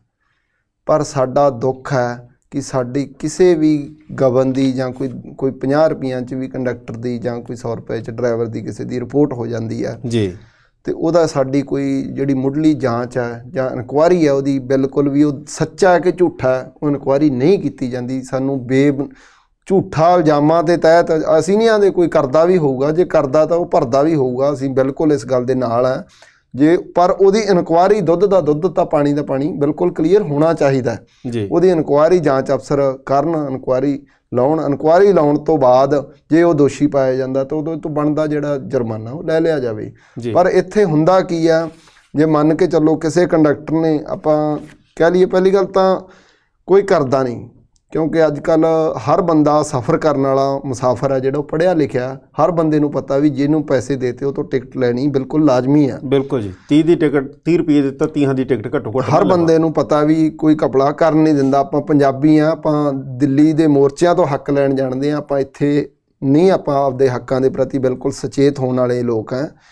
ਜੇ ਕੋਈ 30 ਰੁਪਈਆਂ ਦੀ ਟਿਕਟ ਰੱਖ ਲੈਂਦਾ ਕੰਡਕਟਰ, ਉਹਦੇ ਤੋਂ ਉਸੇ ਵੇਲੇ ਚੈਕਿੰਗ ਸਟਾਫ ਹੈ ਜਿਹੜੀ 30 ਰੁਪਏ ਦੀ ਟਿਕਟ ਪੱਟ ਕੇ ਉਹਦੇ ਬਕਸੇ ਤੋਂ ਟਿਕਟ ਲੈ ਲੈਂਦਾ। ਜਿਹੜੇ 30 ਰੁਪਏ ਉਹਨੂੰ ਬਣਦੇ ਉੱਥੇ ਜਮ੍ਹਾਂ ਕਰਾਉਣੇ ਪੈਂਦੇ ਜਾ ਕੇ। ਅੱਛਾ ਜੀ। ਉਹਦੀ ਭਰਪਾਈ ਨਾਲ ਦੀ ਨਾਲ ਕਰ ਲੈਂਦਾ ਡਿਪਾਰਟਮੈਂਟ, ਮੌਕੇ ਤੇ ਕਰ ਲੈਂਦਾ। ਅੱਛਾ, ਦੂਜੀ ਗੱਲ, ਉਹਨੂੰ ਜੇ 30 ਰੁਪਈਆਂ ਤੱਕ ਰਿਪੋਰਟ ਜਾਂ 400 ਰੁਪਏ ਤੱਕ 100 ਰੁਪਏ ਤੱਕ 100 ਰੁਪਏ ਤੱਕ ਦੀ ਜਿਹੜੀ ਰਿਪੋਰਟ ਹੈ ਉਹਨੂੰ 3 ਮਹੀਨਿਆਂ ਵਾਸਤੇ 100 ਤੱਕ ਜਿਹੜਾ ਸਸਪੈਂਡ ਕਰ ਦਿੱਤਾ ਜਾਂਦਾ। 100 ਰੁਪਏ ਵਾਸਤੇ 3 ਮਹੀਨਿਆਂ ਸਸਪੈਂਡ, 3 ਮਹੀਨਿਆਂ ਦੀ ਤਨਖਾਹ ਸਰਕਾਰ ਨੂੰ ਫਿਰ ਬਚ ਗਈ। ਅਗਲੀ ਗੱਲ, ਫਿਰ ਉਹਨੂੰ 30 ਰੁਪਏ ਦੀ ਰਿਪੋਰਟ ਦਾ 3000 ਰੁਪਇਆ ਮਤਲਬ 100 ਗੁਣਾ ਜੁਰਮਾਨਾ 3 ਮਹੀਨਿਆਂ ਬਾਅਦ ਉਹਦੇ ਤੋਂ ਫਿਰ ਭਰਾ ਲਿਆ ਜਾਂਦਾ। ਇੱਕ ਪਹਿਲੀ ਸਜ਼ਾ 30 ਰੁਪਏ ਲਏ ਸੀ, ਚੋਰੀ ਕੀਤੀ ਸੀ, 30 ਦੇ 30 ਪੁੱਠੇ ਲੈ ਲਏ। ਦੂਜੀ ਸਜ਼ਾ ਉਹਨੂੰ ਦੇਤੀ ਵੀ ਉਹਨੂੰ ਉਹਦੇ ਤੋਂ 3 ਮਹੀਨਿਆਂ ਦੀ ਤਨਖਾਹ ਉਹਦੀ ਰੱਖ ਲਈ। ਤੀਜੀ ਸਜ਼ਾ ਉਹਨੂੰ 3000 ਰੁਪਇਆ 100 ਗੁਣਾ ਅਮਾਊਂਟ ਦਾ 100 ਗੁਣਾ ਜੁਰਮਾਨਾ ਕਰ ਦਿੱਤਾ। ਫਿਰ ਉਹਨੂੰ ਚੌਥੀ ਸਜ਼ਾ ਇਹ ਦਿੱਤੀ ਜਾਂਦੀ ਹੈ, ਜੇ 3 ਤੋਂ ਵੱਧ ਵਾਰ ਰਿਪੋਰਟ ਹੋ ਜਾਂਦੀ ਹੈ ਤਾਂ ਉਹਨੂੰ ਬਲੈਕ ਲਿਸਟ ਕਰ ਦਿੱਤਾ ਜਾਂਦਾ। ਬਲੈਕ ਲਿਸਟ ਦਾ ਭਾਵ ਤੁਸੀਂ ਜਸਪਾਲ ਜੀ ਸਿੱਧੇ ਰੂਪ 'ਚ ਵੀ ਦੇਸ਼ ਧਰੋਹ ਦਾ ਪਰਚਾ, ਇੱਕ ਤਰ੍ਹਾਂ ਨਾਲ ਦੇਸ਼ ਧਰੋਹੀ ਹੋ ਜਾਂਦਾ ਉਹ ਬੰਦਾ। ਤੇ ਅੱਛਾ ਜੀ। ਐਡਾ ਵੱਡਾ ਸਾਡੇ ਨਾਲ ਦੁਖਾਂਤ ਹੈ, ਪਿਛਲੇ ਲੰਬੇ ਸਮੇਂ ਤੋਂ ਅਸੀਂ ਦੁਖਾਂਤ ਭੁਗਤ ਰਹੇ ਹਾਂ। ਮਾਰੂ ਕੰਡੀਸ਼ਨਾਂ ਸਾਡੇ ਟਰਾਂਸਪੋਰਟ ਸਕੱਤਰ ਸਾਹਿਬ ਨੇ ਸਾਡੇ ਤੇ ਲਾਈਆਂ, ਉਹਨਾਂ ਦੇ ਵਿੱਚ ਸੋਧ ਨਹੀਂ ਕੀਤੀ ਗਈ, ਉਹਨਾਂ ਨੂੰ ਪਰਖਿਆ ਨਹੀਂ ਗਿਆ, ਵਾਚਿਆ ਨਹੀਂ ਗਿਆ। ਬਿਲਕੁਲ ਬਹੁਤ ਸਾਰੇ ਪਰਿਵਾਰ ਆ ਜਿਨ੍ਹਾਂ ਤੋਂ ਰੋਟੀ ਤੋਂ ਇੱਕ 10-10 20-20 ਰੁਪਈਆਂ ਦੀ, ਕਈ ਵਾਰ ਕੀ ਹੁੰਦਾ ਕੋਈ ਸਵਾਰੀ ਸਫ਼ਰ ਕਰਦੀ ਆ। ਪਿੱਛੇ ਜੇ ਇੱਕ ਬਟਾਲੇ ਦੀ ਘਟਨਾ ਵਾਪਰੀ ਆ, ਇੱਕ ਪ੍ਰਵਾਸੀ ਮਜ਼ਦੂਰ ਬੱਸ ਦੇ ਵਿੱਚ ਬੈਠਾ, ਉਹਨੇ ਕੰਨਾਂ 'ਚ ਹੈੱਡਫੋਨ ਲਾਏ ਹੋਏ ਸੀ, ਆਪਦੇ ਕੋਈ ਮਨੋਰੰਜਨ ਗਾਣੇ ਵਗੈਰਾ ਸੁਣ ਰਿਹਾ ਸੀ। ਉਹਨੇ ਟਿਕਟ ਲਈ ਹੋਈ ਨਹੀਂ, ਕੰਡਕਟਰ ਤੋਂ ਟਿਕਟ ਲਈ ਨਹੀਂ। ਉਹ ਚੈਕਿੰਗ ਇੰਸਪੈਕਟਰਾਂ ਨੇ ਸਵਾਰੀ ਨੂੰ ਜੁਰਮਾਨਾ ਪਾਉਣ ਦੀ ਬਜਾਏ ਕੰਡਕਟਰ ਦੀ ਰਿਪੋਰਟ ਕਰ ਦਿੱਤੀ ਵੀ ਇਹਨੇ ਟਿਕਟ ਦਿੱਤੀ ਨਹੀਂ। ਉਹ ਮੰਨ ਗਿਆ, ਉਹ ਬੰਦਾ ਵੀਡੀਓ ਦੇ ਵਿੱਚ ਬਕਾਇਦਾ ਕੰਡਕਟਰ ਕੋਲੇ ਮੰਨ ਗਿਆ। ਪਲੱਸ ਬੱਸ ਦੇ ਵਿੱਚ ਸਫ਼ਰ ਕਰਨ ਵਾਲੇ ਲੋਕਾਂ ਨੇ ਆਪਦੀ ਵੀਡੀਓ ਪਾ ਕੇ ਉਹ ਕੰਡਕਟਰ ਨਾਲ ਹਮਦਰਦੀ ਜਤਾਈ। ਉਹ ਬਹੁਤ ਹੀ ਵਿਚਾਰਾ ਗਰੀਬ ਪਰਿਵਾਰ ਨਾਲ ਸੀ, ਉਹ ਟੈਂਕੀ ਤੇ ਚੜ੍ਹ ਗਿਆ, ਮਾਰਿਆ। ਜਦੋਂ ਰੁਜ਼ਗਾਰ ਖੁੱਸ ਗਿਆ, ਇੱਥੇ ਕੋਈ ਅਪੀਲ ਨਹੀਂ, ਕੋਈ ਜਾਂਚ ਨਹੀਂ, ਕੋਈ ਇਨਕੁਆਇਰੀ ਨਹੀਂ, ਉਹ ਬੰਦੇ ਦਾ ਰੁਜ਼ਗਾਰ ਖੁੱਸ ਗਿਆ, ਉਹ ਟੈਂਕੀ ਤੇ ਚੜ੍ਹ ਗਿਆ ਮਜਬੂਰਨ। ਉਹਦੀ ਕੋਈ ਜਾਂਚ ਜਿਹੜੀ ਆ ਸੁਚੱਜੇ ਢੰਗ ਨਾਲ ਮਹਿਕਮੇ ਨੇ ਕੀਤੀ ਨਹੀਂ ਤੇ ਉਹਨੂੰ ਜਿਹੜਾ ਨੌਕਰੀ ਤੋਂ ਵਾਂਝਾ ਕਰਤਾ। ਸਾਨੂੰ ਉਹਦੇ ਪਿੱਛੇ ਪਿਛਲੇ 5-6 ਦਿਨ ਹੜਤਾਲ ਕਰਨੀ ਪਈ। ਉਹ ਟੈਂਕੀ ਤੋਂ ਨਹੀਂ ਸੀ ਉਤਰ ਰਿਹਾ, ਉਹਦੀ ਇਨਕੁਆਇਰੀ ਆ ਜਿਹੜੀ ਉਹ ਢੰਗ ਨਾਲ ਲਾਈ ਨਹੀਂ ਸੀ ਜਾ ਰਹੀ ਜੀ। ਇਹੋ ਜਿਹਾ ਦਿਖਾਂਤ ਆ। ਅਸੀਂ ਮੁੱਖ ਮੰਤਰੀ ਸਾਹਿਬ ਜੀ ਨੂੰ ਬੇਨਤੀ ਕਰਦੇ ਹਾਂ ਕਿ ਉਹ ਨਿੱਜੀ ਦਖਲ ਦੇ ਕੇ ਘੱਟੋ ਘੱਟ ਸਾਡਾ ਕੀਤੀ ਗਈ ਰਿਪੋਰਟ ਦਾ ਦੁੱਧ ਹੈ, ਉਹ ਪਾਣੀ ਦਾ ਪਾਣੀ ਤੁਰੰਤ ਹੋਣਾ ਚਾਹੀਦਾ, ਫਿਰ ਕਿਸੇ ਸਜ਼ਾ ਵੱਲ ਵਧਣਾ ਚਾਹੀਦਾ। ਜੀ। ਕਈ ਵਾਰੀ ਮੇਰੇ ਖਿਆਲ ਨਾਲ ਕੋਈ ਕਨੈਕਟਰ ਡਰਾਈਵਰ ਤੁਹਾਡਾ ਵੈਸੇ ਆਪਦੇ ਟਾਈਮ ਨੂੰ ਲੈ ਕੇ ਅੜਦਾ ਹੁੰਦਾ ਕਿਸੇ ਪ੍ਰਾਈਵੇਟ ਨਾਲ, ਉਹ ਵੀ ਮੇਰੇ ਹਿਸਾਬ ਨਾਲ ਇਸ ਤਰ੍ਹਾਂ ਸਕੀਮਾਂ ਪਾ ਦਿੰਦੇ ਆ ਜੀ। ਬਹੁਤ ਕੁਛ ਚੱਲੀ ਜਾਂਦਾ ਇੱਥੇ। ਇਹਦੇ ਵਾਸਤੇ ਸਰਕਾਰ ਨੂੰ ਸੋਚਣਾ ਚਾਹੀਦਾ। ਜਿਹੜੇ ਬੰਦੇ ਇਹਨਾਂ ਗੱਲਾਂ ਤੋਂ ਲਾਂਭੇ ਕੀਤੇ ਗਏ ਆ ਨੌਕਰੀ ਤੋਂ, ਉਹਨਾਂ ਨੂੰ ਮੌਕਾ ਦੇਣਾ ਚਾਹੀਦਾ। ਕਿਉਂਕਿ ਜੇ ਮੰਨ ਕੇ ਚੱਲੋ ਮੇਰੇ ਤੇ ਮੈਂ ਅੱਜ 22-25 ਸਾਲ ਦਾ ਬੰਦਾ ਭਰਤੀ ਹੋ ਗਿਆ, 5-7 ਸਾਲ ਉਹਨੇ ਮਹਿਕਮੇ 'ਚ ਲਾ ਲਏ, ਉਮਰ ਤੋਂ ਪਾਸੇ ਹੋ ਗਿਆ, ਉਹ ਕਿਸੇ ਹੋਰ ਪਾਸੇ ਰੁਜ਼ਗਾਰ ਜੋਗਰਾ ਨਹੀਂ ਰਹਿੰਦਾ। ਉਹਨੂੰ ਨੌਕਰੀ ਤੋਂ ਨਹੀਂ ਪਾਸੇ ਕਰਨਾ ਚਾਹੀਦਾ। ਜੇ ਕੋਈ ਗਲਤੀ ਕਰਦਾ ਛੋਟੀ ਮੋਟੀ, ਤਾਂ ਪਹਿਲੀ ਗੱਲ ਤਾਂ ਸਾਨੂੰ ਤਨਖਾਹਾਂ ਪੂਰੀਆਂ ਦੇਣ, ਪੂਰੀ ਸਮੇਂ। ਮੈਨੂੰ ਨਹੀਂ ਲੱਗਦਾ ਵੀ ਇੰਨੀ ਤਨਖਾਹ 'ਚ ਵੀ ਅਸੀਂ ਬਹੁਤ ਇਮਾਨਦਾਰੀ ਨਾਲ ਇਹੀ ਡਿਪਾਰਟਮੈਂਟ ਨੂੰ, ਜਿੱਥੇ ਭੁੱਲਰ ਸਾਹਿਬ ਸਾਡੇ ਕਹਿੰਦੇ ਆ ਵੀ ਇੰਨੀ ਕਮਾਈ ਕਰਕੇ ਦਿੱਤੀ, ਉਹ ਅਸੀਂ ਉਹ ਕਰਕੇ ਦਿੱਤੀ ਹੈ। ਅਸੀਂ ਡਰਾਈਵਰ ਕਨੈਕਟਰ ਤੋਂ ਰਹੇ ਡਿਪਾਰਟਮੈਂਟ ਦਾ, ਅਸੀਂ ਕਮਾਈ ਕਰਕੇ ਇਹਨੂੰ ਕਰੋੜਾਂ ਦੇ ਮੁਨਾਫੇ 'ਚ ਲੈ ਕੇ ਜਾਂਦੇ ਹਾਂ। ਅਸੀਂ ਉਹ ਲੋਕ ਹਾਂ, ਸਾਡੇ ਨਾਲ ਹਮਦਰਦੀ ਵੀ ਡਿਪਾਰਟਮੈਂਟ ਦੇ ਅਧਿਕਾਰੀਆਂ ਨੂੰ ਹੈ ਜਿਹੜੀ ਉਹ ਰੱਖਣੀ ਚਾਹੀਦੀ ਹੈ। ਸਾਡੀ ਘੱਟੋ ਘੱਟ ਜਾਂਚ ਪੜਤਾਲ ਕਰਕੇ ਜਿਹੜਾ ਸਾਨੂੰ ਅਗਲੇ ਦੀ ਕਾਰਵਾਈ ਹੈ ਉਹ ਕਰਨੀ ਚਾਹੀਦੀ। ਜੀ। ਤੁਹਾਡੇ ਇੱਕ ਹੋਰ ਜਰਾ ਮੈਨੂੰ ਚੀਜ਼ ਸਾਫ਼ ਕਰੋ ਕਿ ਕਾਮੇ ਤੁਹਾਡੇ ਕੱਚੇ ਹੋਣੇ ਚਾਹੀਦੇ ਜਾਂ ਪੱਕੇ? ਕਿਉਂਕਿ ਵੈਸੇ ਕੱਚੇ ਤਾਂ ਮੈਂ ਇਸ ਕਰਕੇ ਕਹਿ ਰਿਹਾ ਵੀ ਕੱਚੇ ਤਾਂ ਹੁਣ ਆਲਰੇਡੀ ਚੱਲਦੇ ਹੀ, ਜ਼ਿਆਦਾਤਰ ਤਾਂ ਕੱਚੇ ਕੰਮ ਜਾਂ ਠੇਕੇ 'ਤੇ ਹੀ ਆ। ਪੱਕੇ ਤਾਂ ਕੰਮ ਬਹੁਤ ਥੋੜ੍ਹੇ ਹੋਣਗੇ ਤੁਹਾਡੇ ਮਹਿਕਮੇ ਦੇ ਵਿੱਚ। ਸਾਡੇ ਕੋਲੇ ਬਹੁਤ ਘੱਟ ਆ ਜੀ ਜਿਹੜੇ ਪੱਕੇ ਕਾਮੇ ਆ ਜੀ।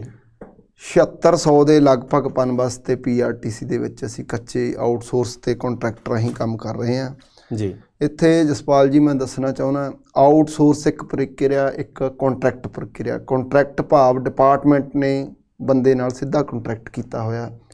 ਠੇਕੇਦਾਰ ਇੱਕ ਆਊਟਸੋਰਸ ਆ, ਉਹ ਇੱਕ ਤੀਜੀ ਧਿਰ ਕਿਸੇ ਕੰਪਨੀ ਤੋਂ ਬੰਦੇ ਲੈ ਲੇ ਜੀ। ਤਨਖਾਹ ਉਹਨੂੰ ਵੀ ਉਨੀ ਦੇਣੀ ਆ, ਆਊਟਸੋਰਸ ਨੂੰ ਵੀ, ਕੰਟਰੈਕਟ ਨੂੰ ਵੀ ਤਨਖਾਹ ਉਨੀ ਦੇਣੀ ਆ। ਆਊਟਸੋਰਸ ਦਾ ਕੀ ਆ, ਲਗਭਗ 25 ਕਰੋੜ ਰੁਪਈਆ ਸਾਲਾਨਾ ਜਿਹੜਾ GST ਦੇ ਰੂਪ ਵਿੱਚ ਸਾਡੇ ਅਦਾਰੇ ਨੂੰ ਪੈ ਜਾਂਦਾ। ਅੱਛਾ ਜੀ। ਇੱਕ ਜੇ ਸਰਕਾਰ ਨੇ ਰੱਖਣੇ ਆ, ਸਭ ਤੋਂ ਪਹਿਲੀ ਗੱਲ ਤਾਂ ਰੈਗੂਲਰ ਭਰਤੀ ਹੈ ਜਿਹੜੀ ਉਹ ਕਰਨੀ ਬਣਦੀ ਹੈ। ਕਿਸੇ ਵੀ ਡਿਪਾਰਟਮੈਂਟ ਦੇ ਵਿੱਚ ਪੱਕਾ ਮੁਲਾਜ਼ਮ ਹੈ ਜਿਹੜਾ ਹੋਣਾ ਚਾਹੀਦਾ।